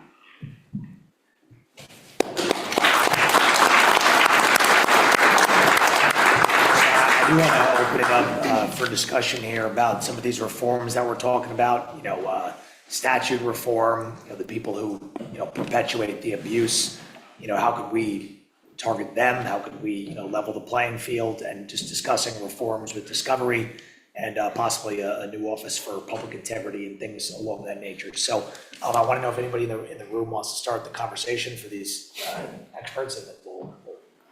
Just before I forget, I had, as you were talking about, and I wanted to address this, because maybe when we break down to smaller groups, this is I think a good idea. I know several former U.S. attorneys who are appalled at what's going on in their culture now. And I think we should recruit them to become part of this format to go back against what you're talking about, which is to speak up and say, this is not how we used to do it. This was unacceptable. I've had former U.S. attorneys read our case and go, they are appalled at what has happened. So just to put that as an idea of maybe reaching out or getting some sort of, and Cynthia, maybe this is something we should do, is like getting recruited maybe 5 or 10 former US attorneys who are either retired and not afraid to come out, or some that are, maybe not so retired or recently went out and said, you know what, or maybe somebody in our case, who will step forward. We've had whistleblowers come forward in our case, thank God. And maybe that will happen in the future, but to get them to have, from a legal standpoint, to be able to fight back against that was just an idea that I thought maybe we could put on the table for the future, as I'm thinking about it. Because there's so many people, right, that we met, that we worked with, who said, I can't believe this has happened, I'm so disappointed, and I apologize for what we used to be. And if we used to be that, it can happen again. It's just that we have to call them out and expose these cases, like you said, do case studies. They should take Mike's case and do a case study on it and shame them for what they've done. So they don't want to do it again because it's not something that either, like you said, who's the character of these people? Zero. And nobody wants to hate that press, we know that. But they also hate their colleagues saying, oh, by the water cooler whispering. But I think we can really change to bring in former people who've had great cases, high-profile U.S. attorneys possibly who've done in the public eye to join our cause. And I think it takes one, then you'll have 2, and then you'll have 10. But that was just an idea that I thought maybe you could reflect on and think about that. I think it's hard to find federal prosecutors, at least, that are committed to the rule of law and constitutionalism. The law schools have become radicalized in the last 25 years, where the objective is power and the objective is cultural transformation and not doing the right thing. And that's carried over to the Department of Justice. I was involved in the transition with Attorney General Bondi. It's hard to find lawyers that believe, as we do, in constitutional protections and doing the right thing and addressing all of the abuses that are going on. I was in the Eastern District of New York. It's a freaking cesspool, and it's been that way for a long time. So I don't know if there's a quick answer, but I would say this: we have to pay a lot of attention to how the Department of Justice is basically controlled, and also the hiring process. It's hard to get constitutionally minded lawyers to go to the Department of Justice. Very, very hard. And then finally, I think we need these structural reforms. Otherwise, we're going to be in this mess, if not worse. Can you imagine an AOC presidency? John, you keep telling us there's going to be an AOC presidency. I don't like it. Scaring everyone. It's a scary thought, John. I know. But you might be right. It could happen, and that's why we can't simply rely on the current lineup, because it changes. Yep. Got a question?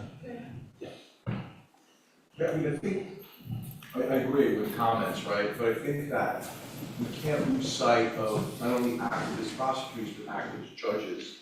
And I think one of the things that we're missing is a mechanism to enforce disciplinary admonishment actions against activist prosecutors who are acting unethically, if not illegally, and judges, right? I mean, there's a fear of retaliation by lawyers. I'm a lawyer, I'm in New York, right? I mean, I know there's trepidation and fear against filing a complaint against a judge, right? So the barrier between an attorney where people file grievance complaints willy-nilly, and a grievance committee will take any complaint, and I've worked on a couple, without any vetting.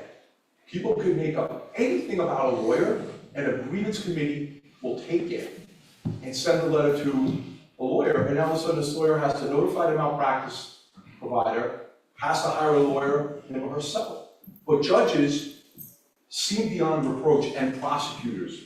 We need to change the law in terms of judicial review and admonishment, because we're talking about, we could control if the Republicans control the Senate and who Trump nominates and they get confirmed. But the activist judges that exist could pretty much do what they want beyond reproach.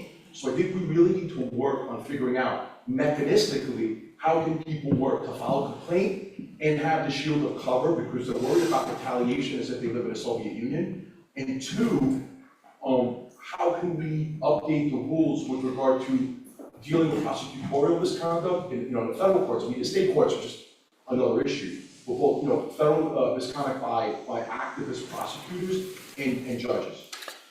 So I think, look, I understand, the sentiments, right? Making complaints and against judges, maybe providing anonymity and so that people don't have to fear for retribution or even against prosecutors. But, in my experience, that kind of stuff, no matter how you do it, only goes so far because inevitably, it's perceived as a disenchanted litigant or a disenchanted lawyer railing against the judge, and the judge is the judge. I'm not saying there's no value in it, but I don't think that that's going to get real change. What I think could get changed, and I do think, I'm a pragmatist. I do understand the difficulty in getting anything passed in this climate, but as Nick brought up, look, under Trump 1, we did have the First Step Act. We had some really, pretty seismic changes, and it hadn't happened in almost forever. Criminal justice reform was one of, and I think still can be one of those few areas that you can get both sides agreeing on. If for no other reason, I think it's more than this, but I think if for no other reason, even the side not in power or the side in power realizes that, look, eventually the pendulum's gonna go the other way. We don't want to be, we want some insulation against what may be coming. And I think we also, both sides under Trump 1 realize that, look, these jail sentences that we're handing out for, drug offenses and nonviolent crimes and so forth are just disproportional. And you actually have seen, I think, a shift in that. If you look at, the federal sentencing guidelines and what the recommended ranges are and what federal judges are actually sentencing people to, in many cases, if not the majority of cases, it's far below what the sentence could be. Now, if you shouldn't be prosecuted in the first place and you're sentenced to 18 months instead of 36 months, it doesn't really, it's something, but it's not enough. So as far as changes, I think a lot of these things can be done and it doesn't have to be, I think they can be incremental, but still have a profound impact. One thing that comes to mind is level the playing field within a federal courtroom, right? And this always gets me, right? A defendant in the United States of America is presumed innocent, right? We all understand that, or at least that's the way the law says it is. But every defense attorney who's ever walked into a courtroom, and I don't care if the judge is a Reagan appointee, a Bush appointee, Obama, Clinton, whether they're former federal prosecutors or taken from, the Southern Poverty Law Center and put on a bench, the vibe in that courtroom is, what is the defense up to? What is the defense trying to get away with? And the prosecutors seem, just by default, the virtuous one. And if you think about something like the presumption of innocence, right, that's kind of upside down. Like, you would think it would be that, well, here's a defendant who presumably is being falsely prosecuted. What are these prosecutors up to? What are you up to there, Mr. U.S. Attorney? It's almost never like that. It is never like that. So how could you level the playing field? One thing would be, and I know this sounds, wonky to the non-lawyers in the room, but it's a big deal. Change jury selection in a federal criminal trial. To simplify what I mean is, in a federal criminal trial, the defense attorneys have very little control over picking the jury. It's really minimal. The judge asks all the questions, you submit questions in advance, and the judge waters them down, and it's like a lot of, nothingness. So, it's kind of like I say to my young daughters, you get what you get and you don't get upset. That's kind of like what you have in a federal courtroom. To put that in context, in a state level courtroom, voir dire, or voir dire, as they call it in the South, if there are any Southerners here, is very, lawyers have a great amount of control and influence over it. It's often said at the state level that cases are won and lost in voir dire. Put in the context of the Daniel Penny case, we went through 450 jurors over 8 days, right? And if I didn't have the opportunity to do that in a jurisdiction that a year later went overwhelmingly from Mandami, right? Because what some people don't get is, when you're trying a case in New York City, you're trying in Manhattan, you only got Manhattan jurors. So it's not even like I could pull from Staten Island or from Eastern Queens. It was Manhattan, the most liberal of the 5 boroughs. To be able to find 12 jurors that were capable of acquitting someone like Danny Penny, that might have not happened if it was the federal system, because I couldn't call, I couldn't get into, well, have you ever been robbed on the subway? Do you have any relatives with psychiatric issues? All these questions that you probably wouldn't be able to ask, or certainly wouldn't have been able to ask in the same way in a federal courtroom. If there was a change to the federal rules of procedure, right, and this isn't something that's going to get the average person, you guys are probably bored to hell just listening to me talk about it. It's not something that's going to I think going to come some incendiary issue that you're going to have this partisan divide about. I think it's something that could get, where the system resembled more of a state system. Believe me, that would make a huge difference in creating parity. And one of the reasons why federal prosecutors act the way they do is because they know it's so hard for them to lose, okay?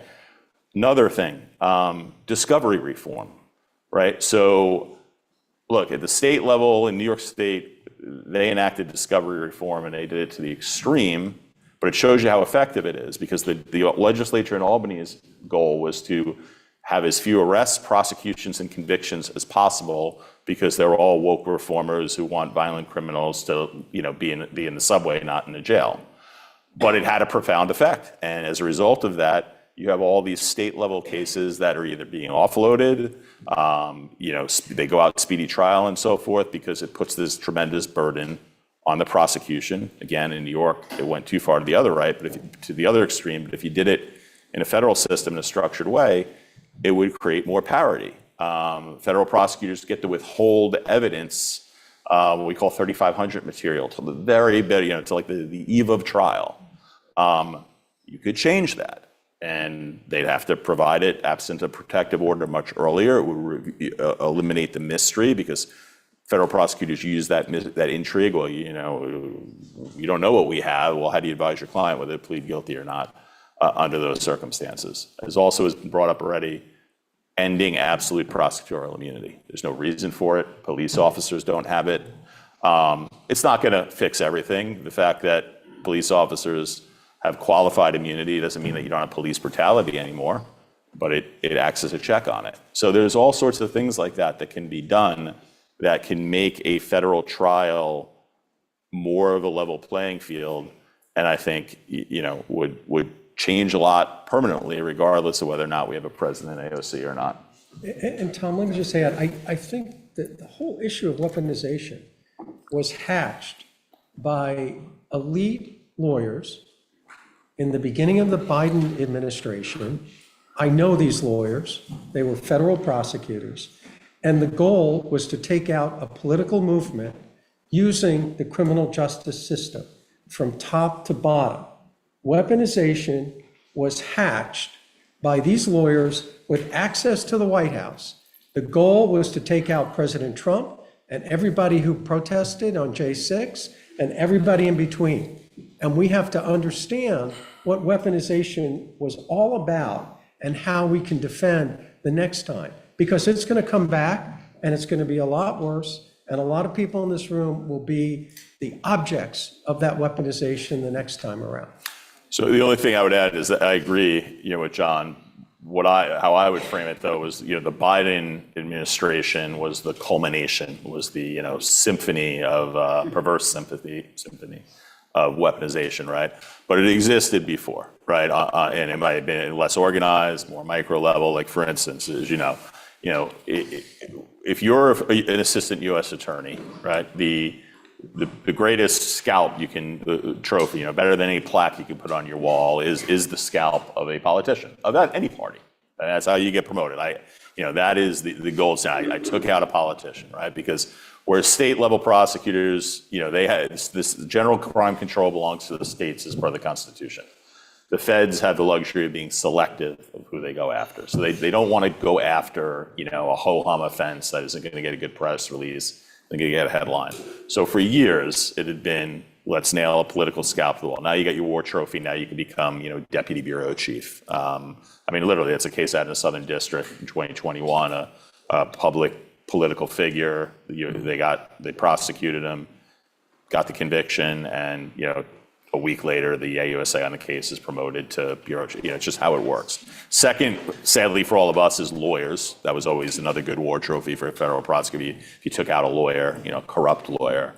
And then also part and parcel of that was law enforcement. You get a cop, get a dirty cop, alleged dirty cop. So it existed, for some time, but, under the Biden administration, it became an organized agenda, in my opinion. One idea I'd add to the wish list that you just had for reforms right here is more. there's a sentencing rule in economic crime cases, so-called white-collar cases, which says your sentence should be higher if you, quote, stole more money.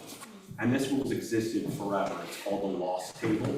Lawyers have hated it for years and years and years. People have talked about getting rid of this rule forever because it creates crazy results in so many cases.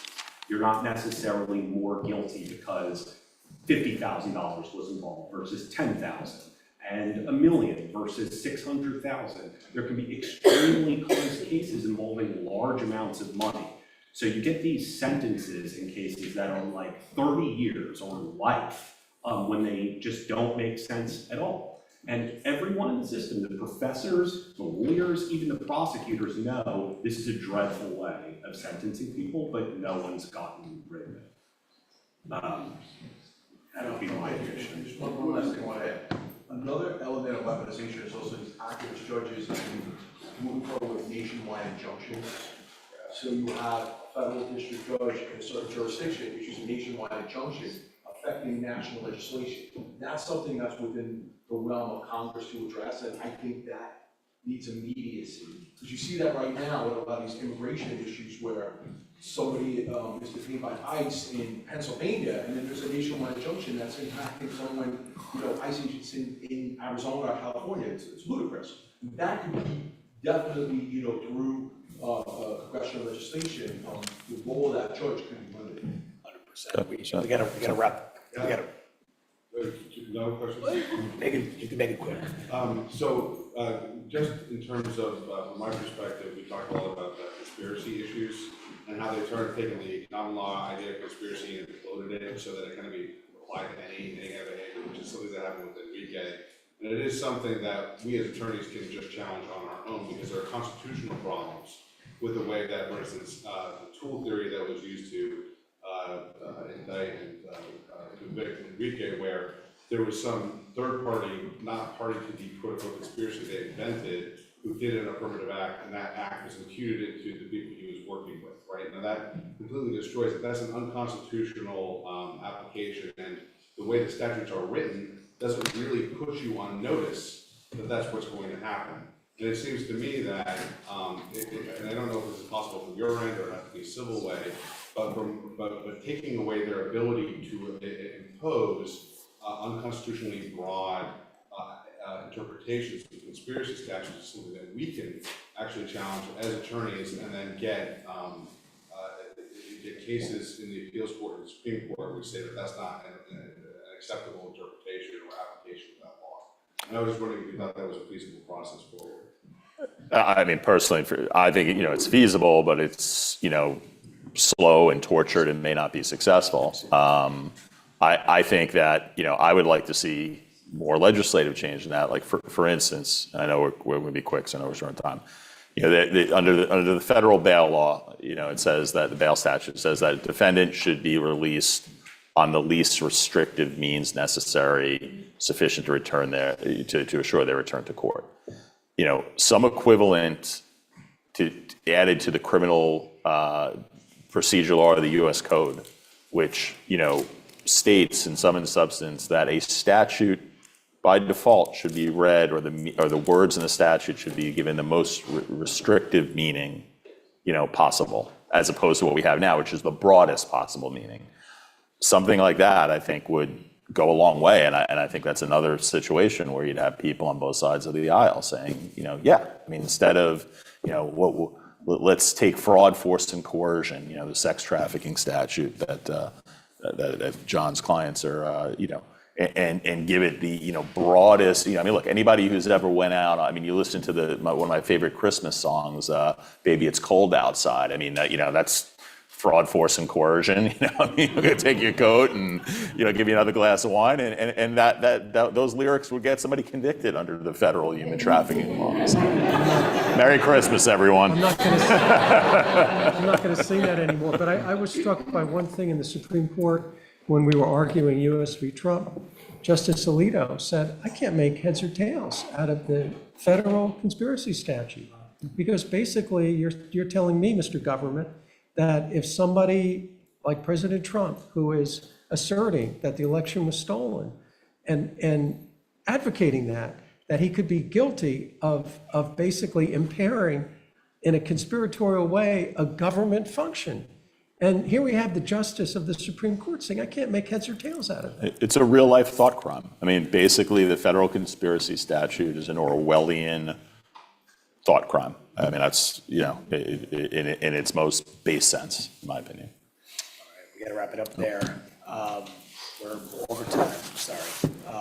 But we're going to move on here to the fireside chat. Cynthia Hughes and Dr. Topeka Sam, so thank our panelists.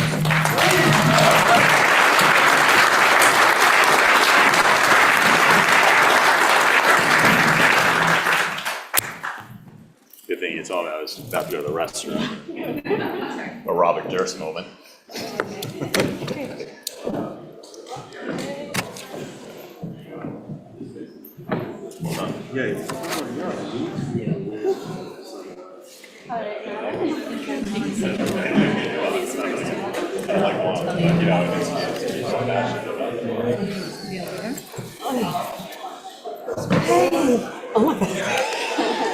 I didn't recognize you.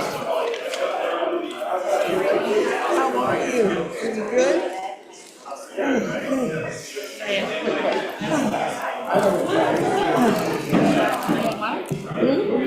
Yeah, I'll take one. You?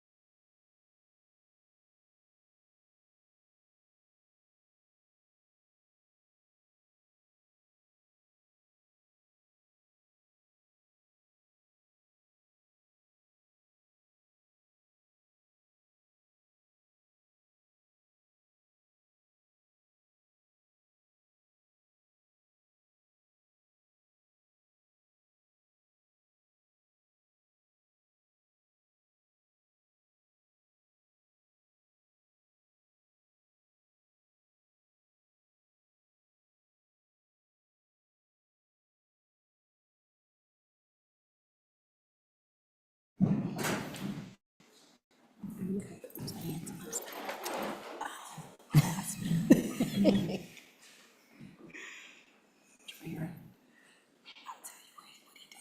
boy.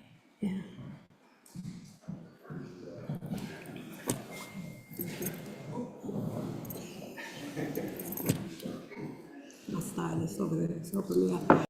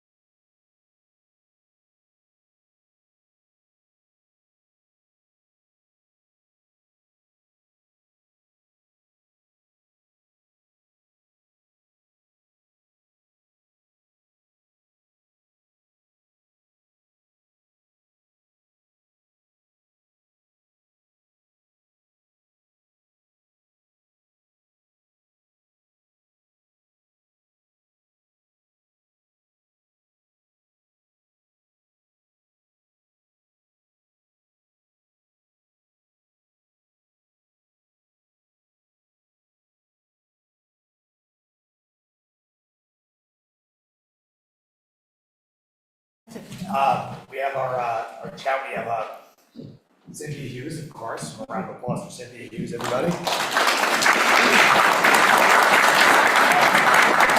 And Dr. Topeka Sam, they're going to be talking about the weaponization of war on drugs and their shared experiences as unlikely allies facing systemic injustice. So, Cynthia, why don't you? Have at it. Thank you, Mike. Thank you.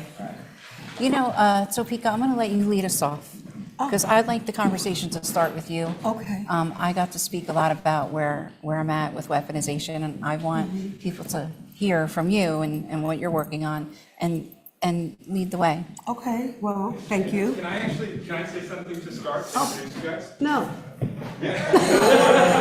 So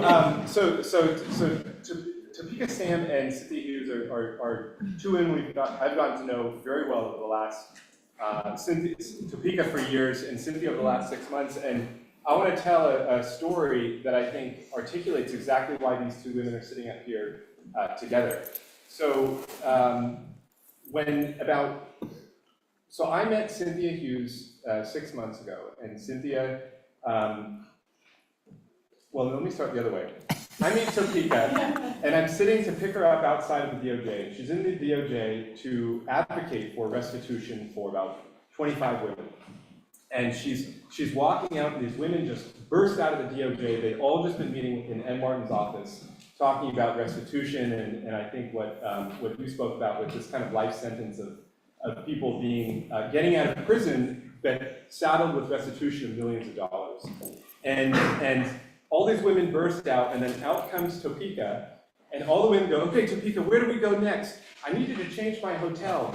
Do you think we're going to get restitution lifted off? All questions fired at Topeka at once, and you could really see, here is this woman who's gathered all these women who otherwise don't know each other, whose lives have been destroyed by the justice system, and she has brought them together, created the whole event for them to get together, and then created all of the relationships that she would need to be able to get an audience with someone like Ed Martin to explain this problem of restitution that we understand is now being discussed at really kind of at the highest levels. And that's who Topeka is. She does all of that on her own. So then we met Cynthia Hughes, and Cynthia Hughes, we met Cynthia Hughes about 6 months ago, and Cynthia Hughes explained to me what I didn't know about what she'd done during J6. And what she'd done during January 6th is her nephew was unjustly treated by the Department of Justice. I think he spent about 3 years in solitary confinement. And Cynthia was so outraged by this that not only did she line up the resources for her nephew, Tim, to have criminal defense, she lined up resources. She ended up raising, I think, 6 or maybe 7 figures to get criminal defense for tens of J6 defendants who she didn't know. So then we're going, and I, fast forward, there's an event at Trump National about 2 months ago, and Cynthia brings all the J6 families to this event, and we're sitting in the lobby of the hotel room, and she's saying, you're all gonna start coming this evening, it's gonna be so fun, you have to be here, she ordered pizza. And one by one, I see all these J6 defendants and their families trickle in, and they say, Cynthia, do you have my hotel confirmation number? Cynthia, when are we gonna get the last of the pardons? Cynthia, my flight was late, can you make sure it's on time on the way back? And it was this moment of recognition of, wait, I've met that woman before, in a different body, in a different scene, maybe coming from a different political part of the world, but doing the exact same thing for people who they otherwise have no obligation and no business needing to help, but simply because it's the right thing to do. And so these two women are like mirror images of each other. They're forces of nature who bring together rooms like this wherever they go, traveling around the country, and here they are sitting together, talking in person, what I think is for the first time. So I think it's a very exciting moment, and just so happy to have you guys here to hear how each of you do what you do in your respective worlds towards the same purpose of justice and people being treated fairly. So,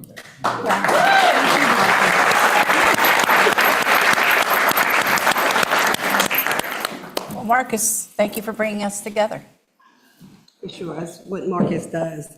Yeah. So, where will I start? Well, I will start saying, well, thank you for creating this space and for inviting me into it. This was so important to me, so much so. A little fun fact. I was on Nantucket this weekend for the Christmas stroll. Took a ferry at 7:40 this morning to get on the plane to get here and came straight here off the plane. So that's how important this was to me. That I traveled all the way here to be here because these conversations are so necessary. So just a little bit about my background, which is landing me here. I am a New Yorker, born and raised, grew up in Manorville in Long Island. Parents were franchise business owners, restaurateurs, had every single thing. We were raised, the only Black family raised in our neighborhood out there.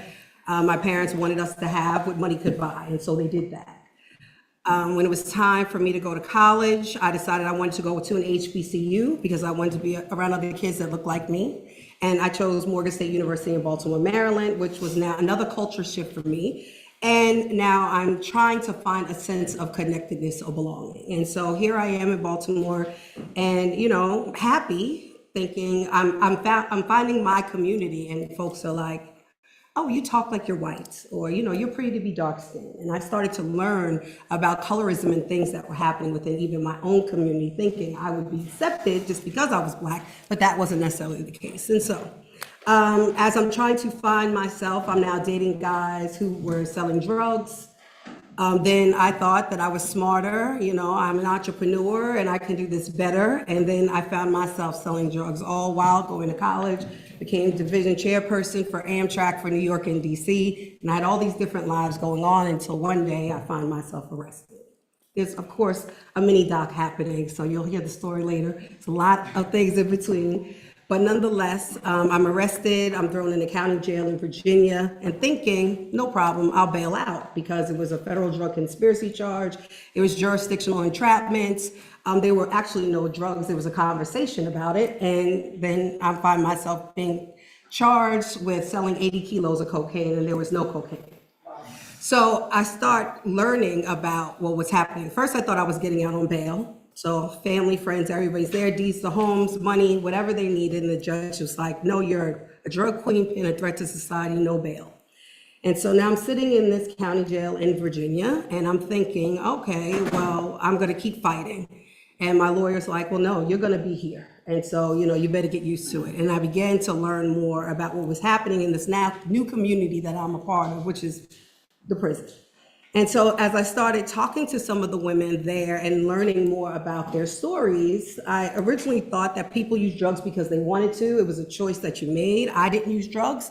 And so somebody did it because they wanted to. And I went to an NA class and I asked the lady in the class, well, why did you use drugs? It's all these campaigns that say don't use drugs, just say no. And she was like, my father was raping me and gave me heroin for the first time and told me to take it so the pain would go away. It was these stories after story. And it didn't matter if they were black, white, brown, orange, green.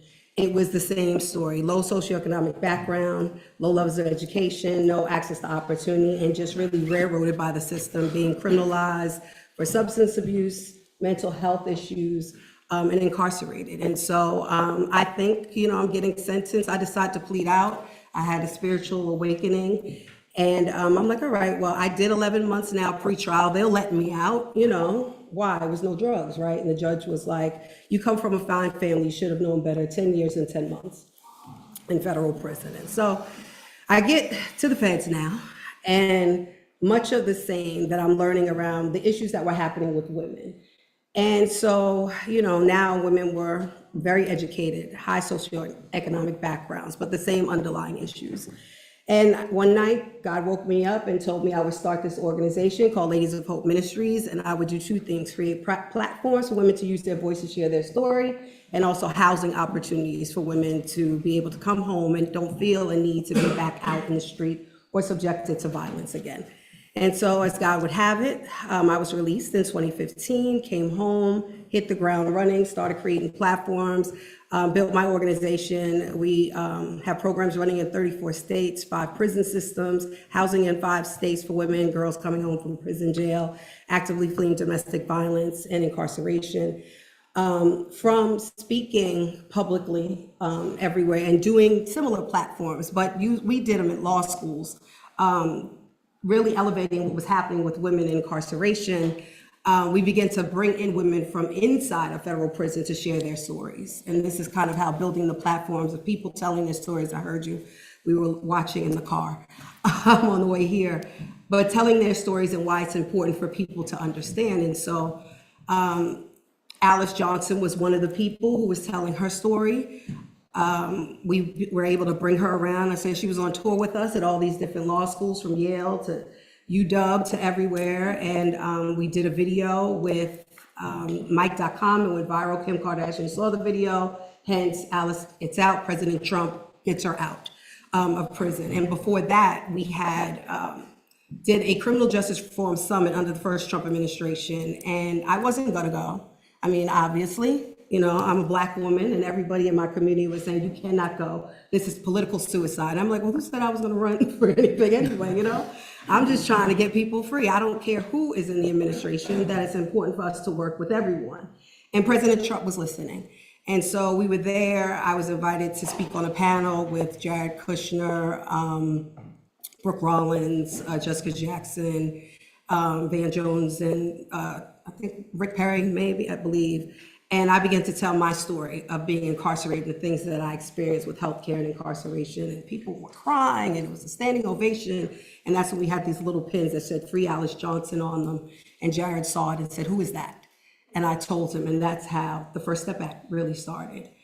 And so we worked hard, and we advocated, and we brought women inside that looked like everyone, that spoke like everyone, but that knew that we needed to go in there. And we were attacked terribly by our colleagues because they did not understand. But what we knew was that it took every single person to get us here, that it's going to take every single person to get us away from here.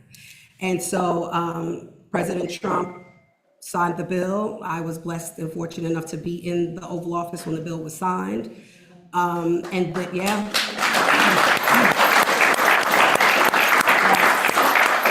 And as fate would have it, I'm sending all these letters of support for people to get a pardon, and then I get a phone call that I received a full and unconditional presidential pardon.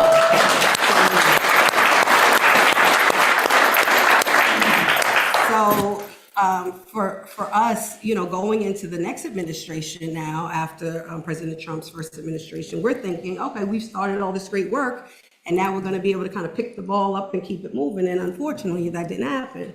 We couldn't really get anything done. We tried everything we could, but it didn't happen. We worked with the pardon attorney at the time, introduced restitution and remission to her, so much so that they changed the application on the DOJ website to put in the recommendations that we said. And now we hear everything that's happening around the attacks around restitution, and we think it's outrageous Because here is an administration that actually helped us, that listened to us. We filed the 27 applications for remission and restitution through that administration. Now they sat like many others. But here we were fortunate enough to get with now the new U.S. Department Attorney, Ed Martin, who didn't invite just 5 women in like the last administration, but invited all 30 women into the Department of Justice to have a conversation and to really learn about what we were talking about. And I mean, literally, I visited him last week and asked more questions and wanted to know like what we can do. And so for me, I'm here because it is important for these conversations to be raised and elevated in a way that is talking about all of us. Because so often when you see or you hear about January 6th as an isolated event, people think it's just a certain type of person, a certain type of issue. But when you put me on the phone with one of those sisters from January 6th, and she had the same issues that many of the sisters that I work with every single day have, we found that there was more alignment than there was things that were different. And so, yeah.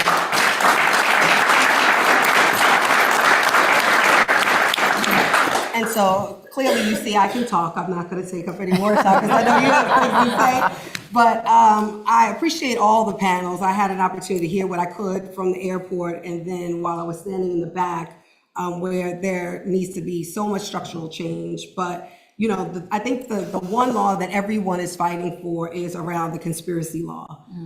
It looks the same, whether and what any type of crime, any type of you want to use weaponization as the term, it is used, and it doesn't have to. Nothing. Half of the time, it's not true.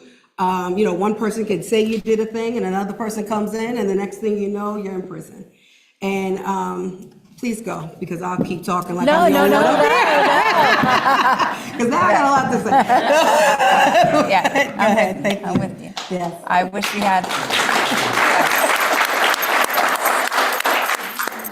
I think the first time I met you was at our, kind of like our soft launch in DC. And you were able to come in for, you know, just a short time. And I think when you heard some of what we were discussing in terms of January 6th, I think if it's appropriate to say, maybe threw you for a loop, because you're right. January 6th, people hear January 6th and immediately they think violence, and they think, you know, overthrowing the government, and they think all these negative things. And what they don't know is there were 1,700 people that were caught up in January 6th. And of that number, there were a few people that went a little rogue that day. And the media has hyped up that, you know, that narrative and those images and the videos, and everybody got lumped into the same basket. And I don't know if if you heard Enrique speaking before, but I mean, Enrique, it was heartbreaking the day he got sentenced. I literally had to leave there was a ton of people there to sentencing. And I didn't go I was in the courthouse that day, and his mother, it was heartbreaking to sentence a man to prison for 22 years when he didn't even have participation in the events of that day. But it didn't start there with me. It started with, you know, my nephew, Tim. And Tim is a very private person, so I want to be respectful of him and be careful here. But Tim's been in my life since he's an infant, a baby. He's a very strong person, and very, very smart, and very empowered himself. And he went to, you know, hear his president speak. He was, you know, he loves President Trump. At that time, he was in the Army 12 years, and he went to the Capitol that day in a suit and tie, and he had his MAGA hat on, and he did go in the building. He was in the building for about 29 minutes. He went down to what they call the crypt, and literally, he's on video acting like, you know, just a fool. You know, he's dancing around, and he's looking at the artwork, and he's like a historian, Tim. And for that, they threw him in jail in solitary confinement for a full year, 23 hours a day in a jail cell. And by like the second month of that, I really had enough. So I grew up in a household, my father was a juvenile detective. And my mother was, let me bake the cake and let me, do this and that in the kitchen. And so we lived in a little shore town in New Jersey, and my father would always bring home the kids from the neighborhood. These kids that came from broken homes, or, their parents had a domestic violence, situation, and, or even the bad kids. My father, and he was always buying bicycles, and he'd be Santa Claus, and he'd basketballs, and just, I come by it very honestly, and he'd bring these kids home. My mother would welcome them in, hug them, love them. And, that's who I've become. I emulate my wonderful and amazing father. And so, so this was this was easy for me. And Tim has been in my life, since he's a child, and he's had his own fair share of problems, in his home life with his parents. And so, I've always shown up for Tim. I've always been there for Tim, and this was going to be no different. I didn't care about January 6th.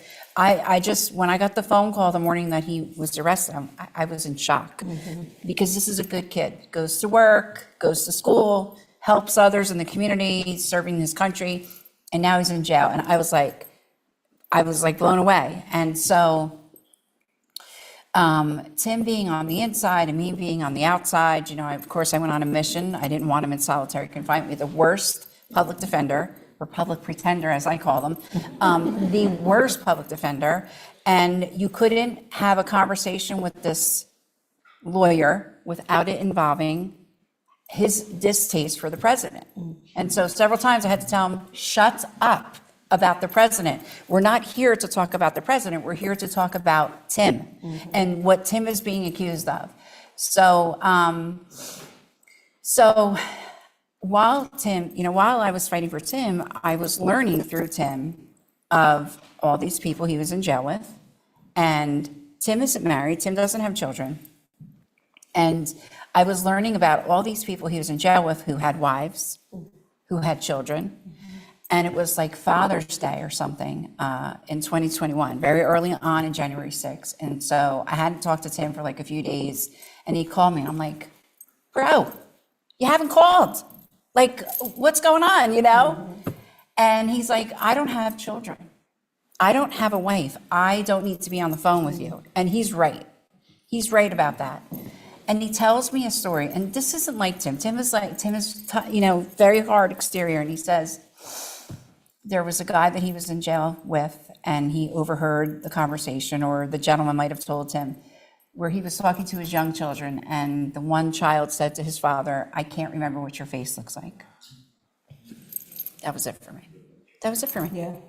What do we do? I went and talked to some people, the few people that were talking about in the media. What do I do? Tell me what to do. And this person said, organize. You have to organize. You have to organize these families, get with the families out here. And the light bulb went off, because that's where I'm effective, right? I know, I didn't have the greatest upbringing. I had some troubles in my life, and so I just know how to be effective in that space. So I put together family support groups. There was no Patriot Freedom Project yet. It was just family support groups over Zoom. A place where these families could go and connect and find support, because only those people going through it understood. And next thing I knew, I was talking to the great Dinesh D'Souza and his beautiful wife, Debbie, on the phone. And they said, we heard that you're bringing these families together, and we heard that you're doing these support calls, where you're doing this, and we want to help you. And I received a check for over $100,000 a few days later. And he said, I want you, we were coming up on like Halloween and everything. He said, I want you to help these children, back to school, Halloween costumes, sneakers, backpacks, whatever. And I jumped right into action. And then, people started to learn, and then more people started coming out of the woodwork. And you started to see and learn just how catastrophic the humanitarian side of January 6th was. And that's where I decided to put my energy. There's not enough in this country, in my opinion, because, of course, let me back up out of this, as you and I have already discussed. I have gotten a ton of letters from people in jails now, not related to January 6th, who are begging for mercy. Please help me. Please have somebody look at my case. Please have somebody look at my sentence, please, because maybe they're overcharged, maybe they're over-sentenced, and there's so much of that, and that's what we're learning now. Yeah. That's what we're learning now. And I don't think there's enough in the prisons. I don't think there's enough, places to go for people who've never been in trouble before, or people who have just gotten in trouble for the first time, and it's a doozy, And what do we do about that? What do we do with a 17 or 18-year-old boy who doesn't have family support at home, who doesn't have somebody to give him commissary, who doesn't have somebody to give her, help, because she's a female and she requires a little bit more than a man does, Where do we go? And there's really nothing out here. There's nothing really out here. You have all these different organizations. I saw a tweet the other day from Crew. Crew? So Crew's an organization in DC, very, very, very left-leaning, very anti-Trump. They hate the president, and they hate anybody that supports him, and they hate anybody that has a spine and stands up for what they think is injustice. And they don't want to talk about how flashbangs were being thrown through children's bedroom windows during these crazy violent raids at 3, 4, 5 in the morning, and children were waking up to these loud flashbangs at their bedside. And that is the truth. That was really going on. We have a family in Florida who the feds showed up and surrounded his farm. The videos are insane. And he has like a compound. It's a big, big farm, and, he's got a lot of children, and some live one was building a house on the property, and so she was living in, a trailer till her home was done, and there's his grandchildren. And the flashbangs, the amount of flashbangs, this man's bathroom caught on fire. His daughter with her children were crawling through smoke on the ground just to get away from, what I call carnage. So I just, I don't know, I don't think that we have enough going on. And when I look at organizations like Crew, and I see that they're not concerned with that they're not concerned with a child, whether the child's parents made a poor choice or a bad mistake, that is not the fault of a child. We cannot burden children and put that on their shoulders, right? So when you have an organization like Crew who's not concerned with children and how children are managing and getting by, their dad's in prison, their mother is now working 2 or 3 jobs, and these women, 5 years later, they're overworked. Okay, they're still overworked because these men can't find jobs since they've been released, since they got pardoned. And Crew is putting out a FOIA request because they want to know who's filing lawsuits against the DOJ from January 6th. They want to know who the Doug Mackeys are in this world that are filing lawsuits. It's maddening. It's maddening, and we're so like this in this country, and there's not many people like you and I, Topeka, that are in the middle saying, okay, where's the resolution from both sides? I don't agree with everything on the right side. I don't agree with everything, in DC, and neither do you, and we come from it from different perspectives. So where do we meet in the middle, and how do we get the message out to people? We do it like this. That's right.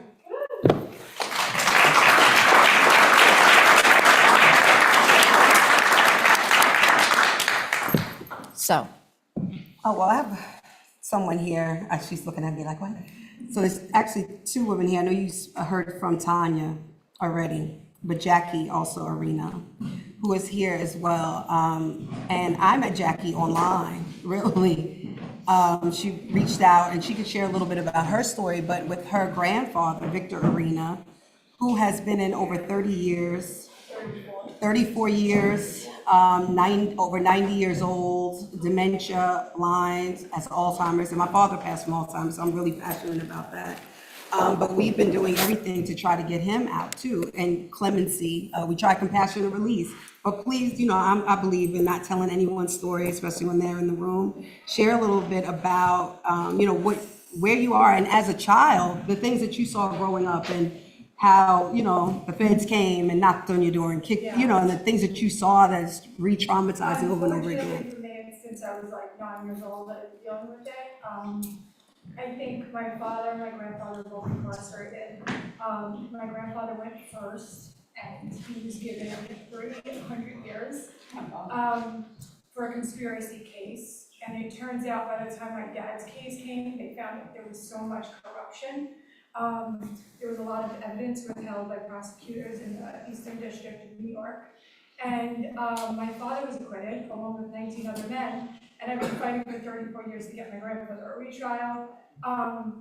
Now his health is declined, so it's at the point where you don't know what to do. You file for compassionate release and they deny it, and they say based on the crimes or the severity of the crimes, but he was never given a fair chance to really look at a lot of the issues. And the prosecutors, actually judges, have spoken on the corruption.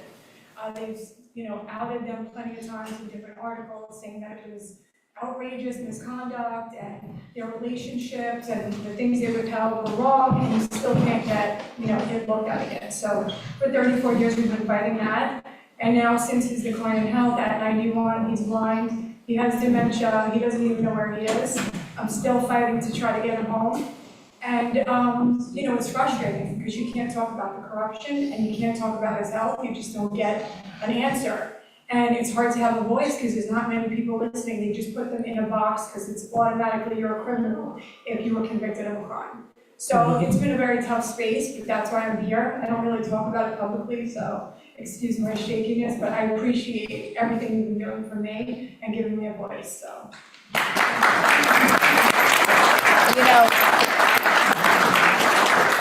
Jackie and I, we actually met in the bathroom today. But I was already very familiar with what was going on with Jackie's grandfather, and so I think a lot of what I said here today about those families resonates with you. But here's my thing that I want to say. That's another big issue we don't talk about, right? How failing the prison systems are. Oh my God, it is, I mean, I've learned so much over these 5 years watching these jury in DC. No, if you're on the right side and you get in trouble in DC and you go to a jury, you're just be prepared to lose. You're not going to win. There's nothing fair about a jury selection or a jury trial in DC, but that's another conversation for another day. But the prison systems themselves, I think, it's kind of like a fine line, right? I grew up in a police home. I'm married to a cop. I've been around police. It's a fine line, and I get it. But there's something called compassion. I've seen my husband in action. I've seen my father in action. They have a lot of compassion for people, right? Especially my father. And I think that some of these guards, they forget compassion. Now, don't get me wrong. Some of these, top max, security max, they probably give these guards a serious run for their money. But that's not the majority. No, and I actually I was at Bedford Hills a few weeks ago. Okay. Here in New York, Women's Correctional Facility, and there was a new officer there. And I was just having a conversation with the commissioner about bringing new programming in there.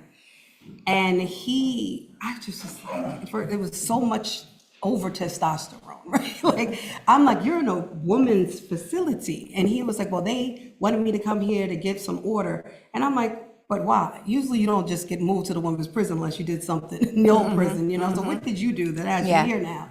But it was just so fascinating because just his own personal beliefs around it. I'm like, one, he's not going to be there. And there was some of the other officers there that thanked me for even speaking up to him because they almost seemed like they were in fear of what he would do in that institution. But outside of that, to your point, I've had the opportunity to visit prisons and jails all over the world. And, the system here is not one that is made to heal. It's punitive. Right. And I'm a firm believer that you can hold people accountable while healing them. It does not look like our system today. It just doesn't. And do people need a timeout sometimes? 100%, kind of like you said. You know, we don't have the infrastructure here in order to do that, which is why you throw people in prison, whether it's for mental health issues, extreme poverty, all, you know, weaponization, and other crimes. Yeah. But I think this conversation and bringing different communities together in order to talk about these things are critical, because that's when things change and that's when power really happens. Yeah. When you're having them separate in different places, you can't, it's always gonna be this left-right, you know, this Yeah. white-black, that's, you know, up-down. When you bring people together, you can really talk about the things that where you agree, and even if you can respectfully communicate and disagree about things. You know, I tell Yes. people all the time, I don't always agree with my mom on everything, you know? So going into this administration, I actually felt, honestly, around this particular issue, more welcomed and heard than I had in a Democratic one. So for me, it was like, all right, well, if I can get stuff done here, because when I go and visit prisons all over the country, people inside don't care who the president is. They want to be free.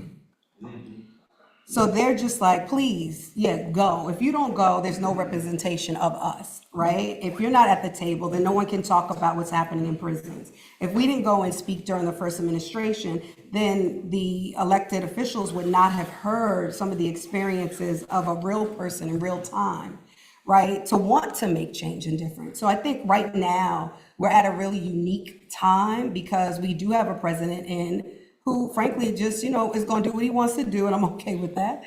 What I've said is that I feel like someone asked me recently the other day about some of the pardons that have been given out. And how do I feel? Well, first, you know, I'm grateful because my husband got clemency in May. So, you know, thank God for that. So, you know, I have no harm, no, whatever. I feel like, yes, there's big fish, right? That we see that are getting out. And people are like, well, how do you feel about that? I'm happy to see that it is still moving, you know, but just like there's some sharks that get out, we want to also see goldfish too, right? So like for every one big fish, you can have 10 little fish, right? How do we bring it all together so that we're actually, you know, a person like you and I who may not have the advocate, to your point, you know, but is just as deserving as the person that does. A person who does not have the resources that the person who does have, at least there's an opportunity if you try to do something systemic across the board. If you attack something and say, all right, well, let's challenge conspiracy laws. Let's make some of the issues that we were able to raise in the First Step Act retroactive, so that while, yes, people are being sentenced differently now, what about all the people that are still sitting in that had they been sentenced today would not be still in prison? So I think that there's things that this particular administration can and will do once they know what to do. And I think that they're open to listening to it in ways that we haven't seen it before. I agree. We're getting this. Oh, so we got the We're 5 second. we're getting this. Okay. Anybody have any questions for us? We'll wrap it up. Yes. Topeka, thank you very Thank much. you. Thank you.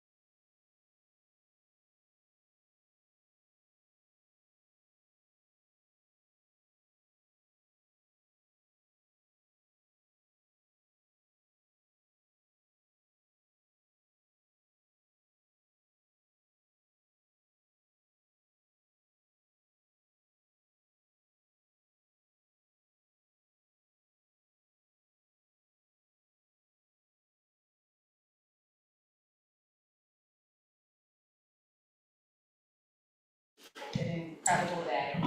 I'm the owner and CEO of a spiritual organization named One Piece, which I think you've heard about today.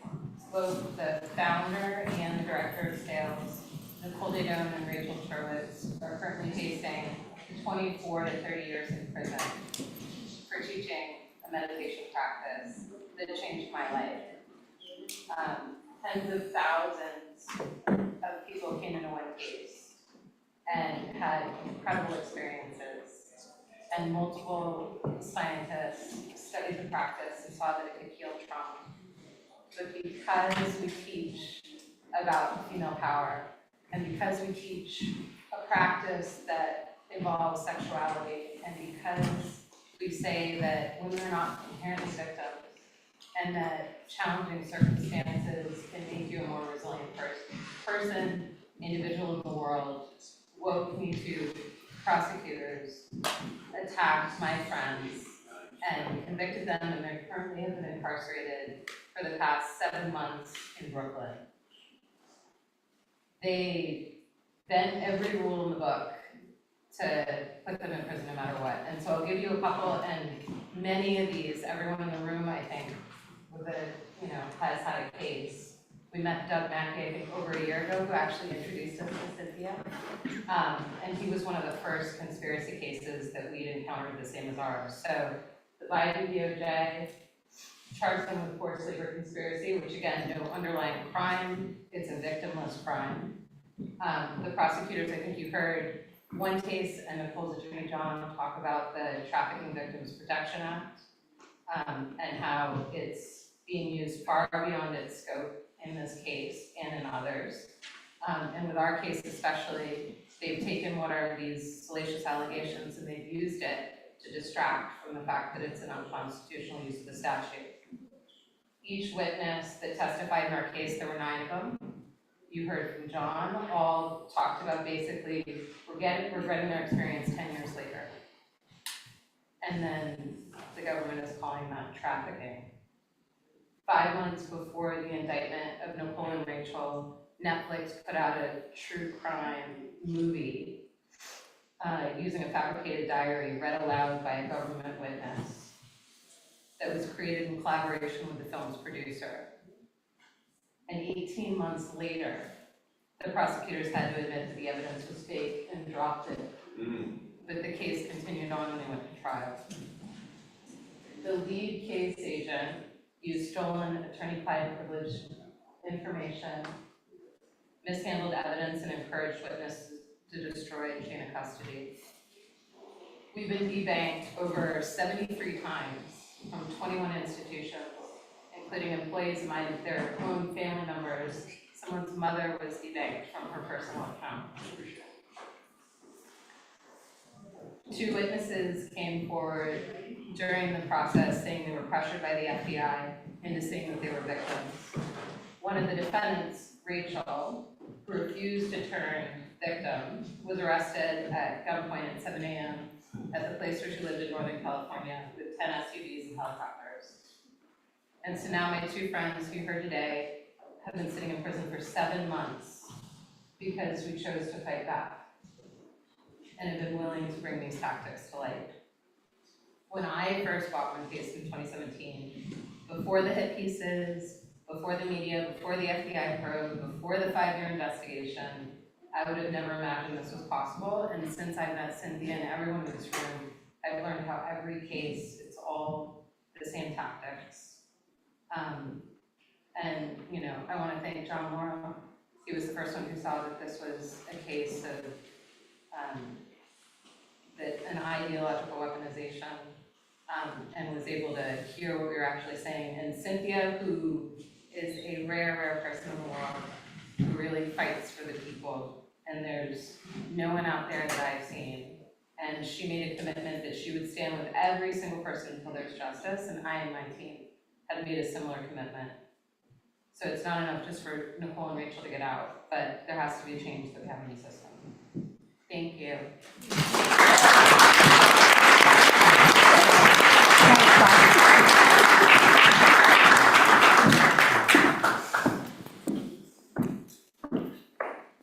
Bear with me, I'm trying to hold it together. Cindy is here tonight. Unfortunately, we got in bad circumstances. My youngest son started to bring home her other nephew. And we became close friends since then, due to tragic events. And ever since then, we've been in and out of touch with each other, but as of recently, she's become a dear part of my life. July 4th for most people is a great day of celebration. Unfortunately, it's become a tragic event for my family. My oldest son, Scott,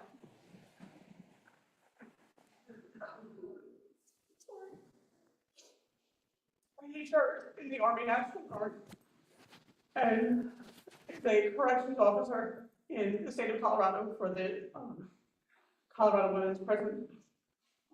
July 4th, him and his then fiance were coming home from work, and she got into an argument with a neighbor in reference to a minor child setting off fireworks.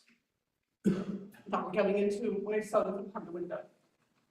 My son and her proceeded up into the apartment and got their dogs to go out for a walk. And as the girlfriend proceeded down, there was a verbal exchange between the child's mother and her. My son came down behind her and tried to break up the argument. She turned the argument from the girlfriend to my son. It's dark, it's 4th of July, my son couldn't say anything. She was coming at my son with her hand raised. My son, self-defense mode, being in the military, as you're aware, defend yourself, stay your ground, and making any corrections, he pulled his weapon to his chest and said, back up. He didn't know what she had. As she got closer, my son saw it was a glass globe, so he reholstered his weapon and said, stand back, I don't want to argue, I just want to walk my dog. She proceeded to hit my son with the globe. My son's now bleeding, and now there's an altercation, screaming and arguing. One of the children run to the apartment and get boyfriend. This is all on video from this point. You see the boyfriend walking down the walkway, takes his glasses off, proceeds to my son, and hits my son, throws his body into my son, and reaches for his weapon. My son is licensed to carry. He feels the handle of his weapon, so he pulls the weapon in self-defense, fires one shot. Unfortunately, the gentleman was killed. My son attempted to give CPR, they wouldn't allow my son near him. My son did not flee the scene, he did not run, he's never been in trouble with the law. He said everything he possibly could. He heard the sirens coming, he walked towards the sirens. They arrested my son. The officer told my son, don't say anything, don't speak, don't say a word. We're just gonna take care of it. My son was charged with second-degree murder. He is currently, December 16th, will be 4 years, up to 37% at the sentencing. The judge looked at the mother and said, how old is your son? When he passed, 37. Turned to my son and said, you now have 37 years ago. The footage was not allowed to be shown. Only pieces of the footage were pulled out. On the full recording, you can hear the woman saying, kill the effing cop. But it didn't matter. It wasn't allowed to be shown. The original attorney my son had went to the judge and tried to lie and say that my son could no longer afford to pay him. My son said that the lie, Your Honor, I've got the receipts to prove paying him. It turns out that the attorney he had has been brought up on several charges for misconduct, and he was eventually disbarred and released from my son's case. With COVID and everything going on, all the postponements and everything, we're now years out. It happened in 19, he didn't go in front of the judge for trial until 2021. He went in front of the judge, prepared for trial, and the judge said, well, you need a lawyer. And he said, Your Honor, I don't have the funds. Multiple times he applied for public defenders, multiple times he was denied. The judge gave him a list of attorneys that were slow or low pay. Every attorney on a 5-page list was either deceased, disbarred, or no longer with the firm. He went back in front of the judge, and the judge said, that's not my problem. This family's waited long enough for their trial. we're going to trial, you're gonna have to defend yourself. So 6 months before my son's trial date, we were able to find an attorney, Bo Worthington, to take on my son's case, pretty much pro bono. He did everything he possibly could, pled with the courts to get assistance for investigators, for more time, everything. 30 days before my son's trial date, the judge gave him state funds to be able to get an investigator to find the witnesses that are now 4 years down the road. And there was nothing we could do. My son has been model inmate, unfortunately. He just turned 33. And he's now looking to spend the rest of his life in jail. We have filed every appeal we possibly can. The public defender that he has at the appellate level has just filed the 35B, which from what I understand, and I apologize for my ignorance on the laws, is for requests for resentencing, to lower his sentencing, if I'm not mistaken. And she told him to file a 35C against every attorney who's touched his case, because he did not do anything wrong. This should have clearly been a self-defense case. And he has been thrown under the bus. Now, the gentleman, unfortunately, had previous arrest records in multiple states, and we were not allowed to bring it up in the courts. The judge's exact words were, he's not on trial anymore. He fled the state of Florida and the state of, if I'm not mistaken, I think it was Tennessee and another state, because if he got arrested again, he was going to jail for life. So now my son is sitting in jail for the rest of his life on a simple self-defense case that was all on video that we can watch. Cynthia found out what was going on and reached out to me instantly, and she's been a rock. She has been there by my side and helped me through all of this to this day, and she still continues. Even though my son's case is more at a state level, she's been there to help me. She's introduced me to Martha. Martha has told me multiple times, send me your case, I'll see what I can do. I just sent it to her for her and her husband to review. This isn't anything her should have to go through. So to see it on a federal level, to weaponizing things down to the state level, to weaponizing it. Somebody who's defended their country and wants to continue defending it gets out. He wants to fight for it. It's sad and it's sickening to go through. Never would I think this is something that would happen in this world, but unfortunately, this is where we are. And these tragic series of events of what Martha's family is going through and the other families are going through, this is what has to bring us together instead of the joy of living free in today's society. Thank you.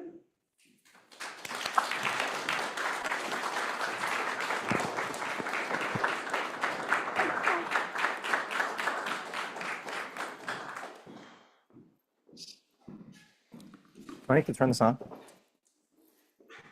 No? All right. Good afternoon, everybody. Supposed to say good afternoon. My name is Ron Elfenbein, and I am the victim of lawfare on the federal level. I'm an emergency room doctor, and Mike Crispy said earlier, he said, it's time for people to stand up and do the right thing. Well, when COVID hit, that's exactly what I did. A lot of my friends, a lot of people that I knew, a lot of people in other professions chose to hide. I stepped up and I saw what was coming, so I ordered all the PPE I could. I started donating PPE. I had a friend of mine in this city, actually, Columbia University. He's a cardiologist. He was called into the ICU. He was wearing a trash bag because they didn't have any PPE. So I sent mountains of PPE that I had paid for with my own money to people that I knew and people I didn't know all across the country to try to help out. I became very active with the monoclonal antibodies when they came about. I don't know if you know what they are, but they basically were the cure for COVID, essentially. Unheard of in medicine, the efficacy that these things had, but they really were the cure for COVID. So we actually became, I owned an urgent care center at the time, and we became the largest testing center in the state of Maryland. We went from 1 site to 8 very, very quickly. And we actually became the largest suppliers or users of monoclonal antibodies, bigger than Johns Hopkins, bigger than the University of Maryland. So the state was allocating a large sum of their allocation to my facilities. And I went on TV, I was on Fox News, I was on Breitbart, I was on Sky News, I was on Newsmax, pretty much every week, and actually even CBS and ABC, talking about the monoclonals and how wonderful they were and how they were such a great cure for COVID. And then the Biden administration, very stupidly in 2021, at the end of 2021, decided to cancel the monoclonals. They basically put them on hold because they said, well, the data shows that the Omicron variant is resistant to the monoclonals, and once the threshold of 70% prevalence is reached, they don't work anymore. So we're just going to stop it completely. And I went on Fox News and I said, not only is this ridiculous and stupid and taking away people's choice, but they're misreading all the data. They're using outdated models that don't work, that have been wrong every single time they've looked at them for everything, and they're completely wrong, and I said people are going to die. Turns out, 2 weeks later, I was right. The Biden administration came back and said, to their credit, they said, we were wrong by a factor of 50%. Instead of the prevalence being 70%, it was 20%. So they reinstated the program, and everything kind of went along. 4 months later, out of the blue, no warning, no letter, no phone call, nothing, I find myself the victim of an indictment on federal healthcare charges, federal healthcare fraud charges. Now, I don't know how much you know about coding and billing in medicine, but when you submit a claim to an insurance company, Medicare or a private insurance company, you don't actually submit the chart. You just submit a claim. Now, in order for them to say that I committed fraud, and first of all, I didn't see any of these patients. I was the medical director. I wasn't working there clinically. I didn't see anybody. I didn't do anything. I was just the medical director. But in order for you to say that you're committing fraud, that you're upcoding the charges, you have to look at the charts, right, to know what was done. They didn't subpoena a single chart. And I know for a fact they didn't see the charts because I was the only one that had access to them. They subpoenaed them after they criminally charged me with a crime. So just imagine waking up one day, you're a person who's trying to do the right thing. I mean, I was in nursing homes when the state mandated this, multiple states mandated the nursing homes had to get tested. The federal government wasn't doing that. The state governments weren't doing that. The county governments weren't doing that. I was there. I was risking my life. I come home every day, taking off my clothes, washing myself before I'd hug my kids. It was really scary, if you remember that time. And waking up one day to find yourself the victim of a crime. You never done anything wrong your entire life. I have 4 children. The youngest was 3 at the time. And Martha talked about the impact on the families. I can't even describe it. So 4 kids. All 3 of them had to go into therapy. One of them, she was 12 at the time, she couldn't sleep. So she slept with me every single night. She would not leave my bed for an entire year. Now, I couldn't sleep. I lost weight. I was a wreck. I was miserable. I couldn't work. I withdrew from everything. I was almost suicidal. I've never been like that in my entire life, but that's where I was. To this day, they're still messed up. The only one who was spared was my youngest, who was 3 at the time. He had no idea what was going on. I got debanked. I was a member of, my father was in the Air Force. He proudly served.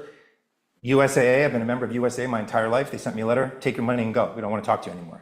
Truist Bank, American Express, I've been a member my entire life, take your money and go. I mean, the list goes, my TSA pre-check was revoked. What happened to innocent until proven guilty? I had to return I had a rifle, couldn't have it in my house. Never even fired the damn thing, ever. But I have a rifle, I had to give it up. My lawyer said to me, there's 2 types of people that go to trial, crazy people and innocent people. And he's like, you're not crazy. And I said, no, you're right, I'm not crazy and I'm innocent. So I took it to trial because I kept thinking to myself, how could anybody find me guilty? I didn't do anything wrong. And, people talk today about the system being rigged, and it completely is. The system is designed for you to either plea or go to jail. That's it.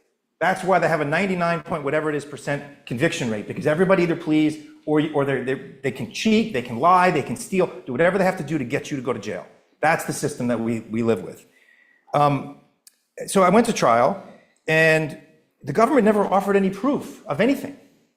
And in fact, it was so awful that at closing, at the first day of trial, their quote unquote expert witness gets up there, and the government said, my lawyer completely eviscerated him. He had no idea what he was talking about any coding, anything. So it was so bad, the judge actually pushed the jury out of the room, called us up to the bench, and said to the government, what the hell are you doing? Those were his exact words. What the hell are you doing? Where is the crime? What are you doing here? And then, oh, well, you'll see, judge, we have more stuff. You better show me something quick, because otherwise I'm going to throw this whole case out. And unfortunately, he did not throw the whole case out. It was a 4-week trial. They found me guilty because at the day of the closing, the chief lawyer for the government actually said to the jury, he said, you might be asking yourself, what is the right code to be using here? Well, the good news is you don't have to know. You just have to know Dr. Elfenbein is wrong and he's a criminal. Those were his exact words. I faced 50 years in jail and millions of dollars in restitution. And I'm Jewish, but I think I got the best Christmas present of my life that year because the judge, who was the chief judge of the state of Maryland, wrote a 93-page opinion and got it out 2 days before Christmas that tore the government completely a new you-know-what and said, you should never have brought this case. This is a travesty. Basically, I'm paraphrasing, but a travesty of justice. This is terrible. You have no case. This is ridiculous, basically. And he acquitted me. Not only did he acquit me, he granted a Rule 30 and a Rule 20. Is it a Rule 33 and Rule 29? Yeah. So not only did he acquit me, but he said, in case the government appeals this, you're guaranteed a new trial. In 93 pages. So the government, of course, thank you. And the whole time before this, I'm thinking, my God, first of all, my father was dying slowly. I had to deal with that. So I'm facing 50 years in jail before I got this, this acquittal. And I'm thinking to myself, my God, I have a 3-year-old. I'm going to miss his first day of kindergarten. I'm going to miss his first day of nursery school, of first grade. I'm going to miss all these bar and bat mitzvahs. I'm going to miss their weddings. I'm going to miss their first day of college. For doing nothing, right? For doing the right thing, stepping up and doing the right thing. But the judge acquitted me, and the Biden administration decided to appeal it right before Trump was inaugurated. We went before the Fourth Circuit, and the judge, by the way, was the same judge who called the Trump prosecutor against Comey a puppet. And the judge who acquitted me, by the way, was a Biden appointee, just to put that out there. I know they're not supposed to be political, but he was an Obama appointee, not even a Biden, Obama appointee. This judge in the Fourth Circuit basically said, now, I'm not a criminal lawyer, but I understand there's 2 elements of a crime: falsity, that there's actual crime, and intent. The Fourth Circuit basically came out and said, well, we don't have to prove falsity, meaning we don't have to prove there actually was a crime. That would be like saying, I called my friend and said, I'm going to go rob the bank tomorrow, but I don't actually rob the bank, and then they throw me in jail because I told someone I was going to rob the bank. Makes no sense whatsoever. Plus, they got a ton of things factually wrong. We tried to argue to say, can we rehear this? And they said no. So now I face the prospect of a new trial in August. Lucky me. It cost me $2.5 million to defend myself that I did not have the first time. I don't know how I'm going to defend myself the second time. Basically, this entire thing like I said, it probably took 10 years off my life, I'm sure. It bankrupted me, costing me my business, my reputation, which was stellar before all this. It's nearly impossible to go back to work because now hospitals and groups look at me and say, well, you're damaged goods, there's something wrong with you, we don't want you to work for us. Luckily, I did get back to work, and I found a new job, which is pretty remarkable, actually, and kind of ironic. I'm the medical director for a company in the state of Maryland that provides medical care to prisons and jails. So I'm actually take that very seriously, and I'm very proud of the work that I do, because a lot of these people, for lack of a better way to say this, just get crapped on by everybody. And it's amazing when I walk down the hallway, you see inmates and you say, good morning, how are you? But nobody treats them like that. They treat them like criminals. And it makes me feel good to know that I'm actually doing something good for people. The prosecutors, again, will lie and cheat and steal and do whatever they have to do to win. And I feel like when I talk to people, I'm wearing a tin hat, I'm insane. But this is reality. This is real. This is my life. Everybody else has told these stories, and you'd think this was fiction. You'd think somebody was writing them. Dan Brown was writing a book or something. But this is real life. So we actually filed with the Supreme Court of the United States because I'm not going to take this laying down, and I'm just like, you know what? We're going to fight back as much as I possibly can. And we're waiting to hear whether they're going to take the case or not. 99% of the time they don't take the case, so not holding out all the hope in the world. But I am trying to work with the Trump administration to get them to just go away and drop the charges, because it's such a ridiculous case. I mean, they charged him with 5 counts. We saw over 100,000 patients, just to put this into perspective, in the time frame of the indictment, over 100,000, and they looked at 5 charts. They never even had a professional coder look at the 5 charts. It was just a government attorney. it's unbelievable, it's insane. So, you know, Cynthia, thank you for doing all this, thank you for putting this together. John, thank you. This is so important because this ruins people's lives. You've heard it from everybody else. You know, this weaponization, these people have no soul, they have no conscience, they don't care who they step on and who they destroy, and whose families they step on and destroy. These are evil people, and there's no other way to say it. They're evil, and we need to stop it. So thank you all very, very much.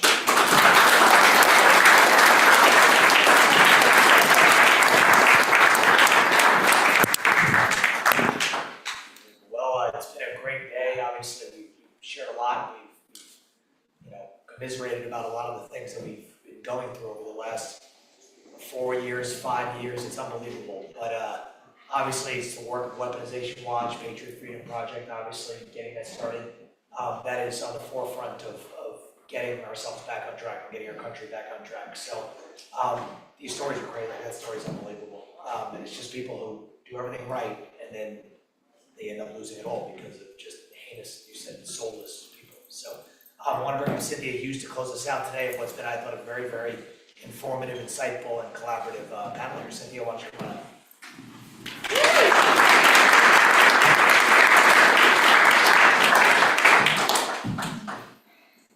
Thank you, Mike. Mike Crispy, such a great friend of mine, and he's always here for me and never refused me. There's not a time that I haven't asked him to help me with my events that he doesn't come through for me, and I really am very appreciative of you, Mike. Thank you.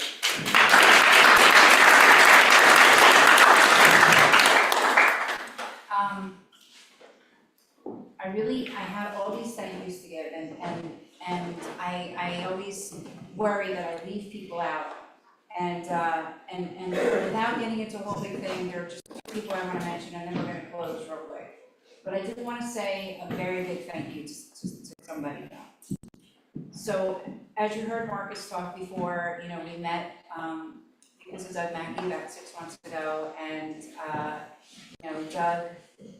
Doug and I became fast friends very quickly, and so now when Doug, here's the story, he connects, he does all this connecting, and so we owe Doug a big thank you for that. But I want to tell you how important people of One Taste are. Some things are not easy to defend, right? Like my nephew Tim.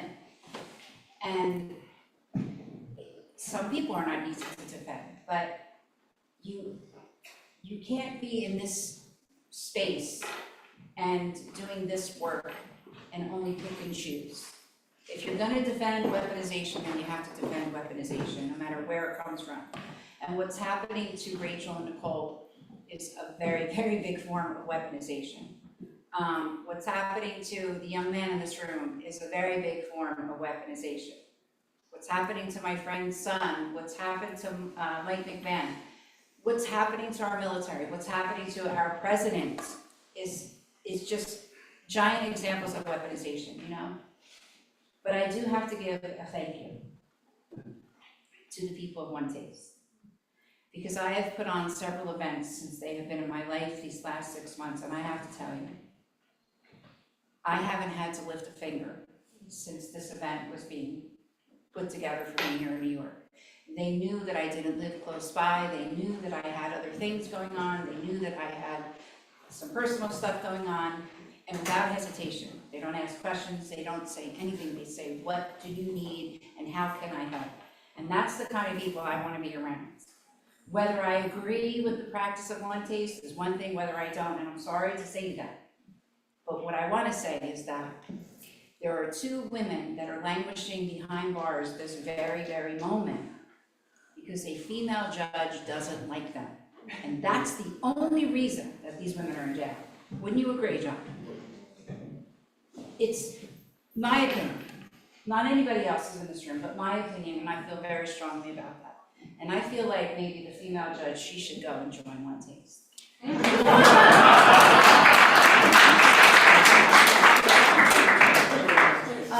In any event, Marcus, Anjali, my sweetheart Karen, Chelsea, I cannot remember the other two girls, please forgive me, but the entire group of One Taste, I cannot do these events without you.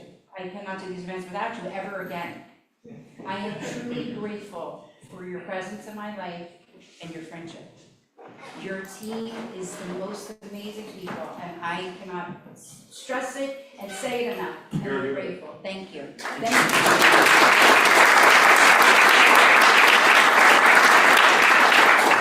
I have some great sponsors sponsoring this event and a little dinner afterwards, and I am very grateful to Colonel Manis and my good friend in this room that I'm not allowed to say his name, to my great friend John Schlafly, to the people that support us, to my dear friend Tom Kniff, Nick Smith. The list is long. And Weaponization Watch has to continue. And it continues by doing this and having people like you come out and enduring 4 hours and listening to these stories, because when you leave here, you're gonna go, wow, and you're gonna go talk to people and you're gonna spread the message and you're gonna share the videos and you're gonna follow us all on Twitter and you're gonna help us continue the mission.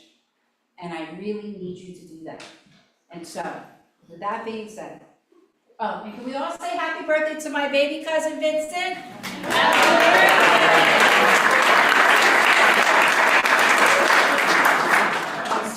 My sweetheart. Okay, so now that you've heard these conversations, the stories and the truths the mainstream media will not tell you, I hope you will stand with us. I ask you to share this mission with your friends, your family, your coworkers, your church, and everyone who will listen. Help us spread the truth about why Weaponization Watch exists and why this fight matters. And most importantly, I ask that you support this mission however you can, through your voice, through your prayers, your donations, so that together we can continue to shine light where others refuse. Thank you for coming.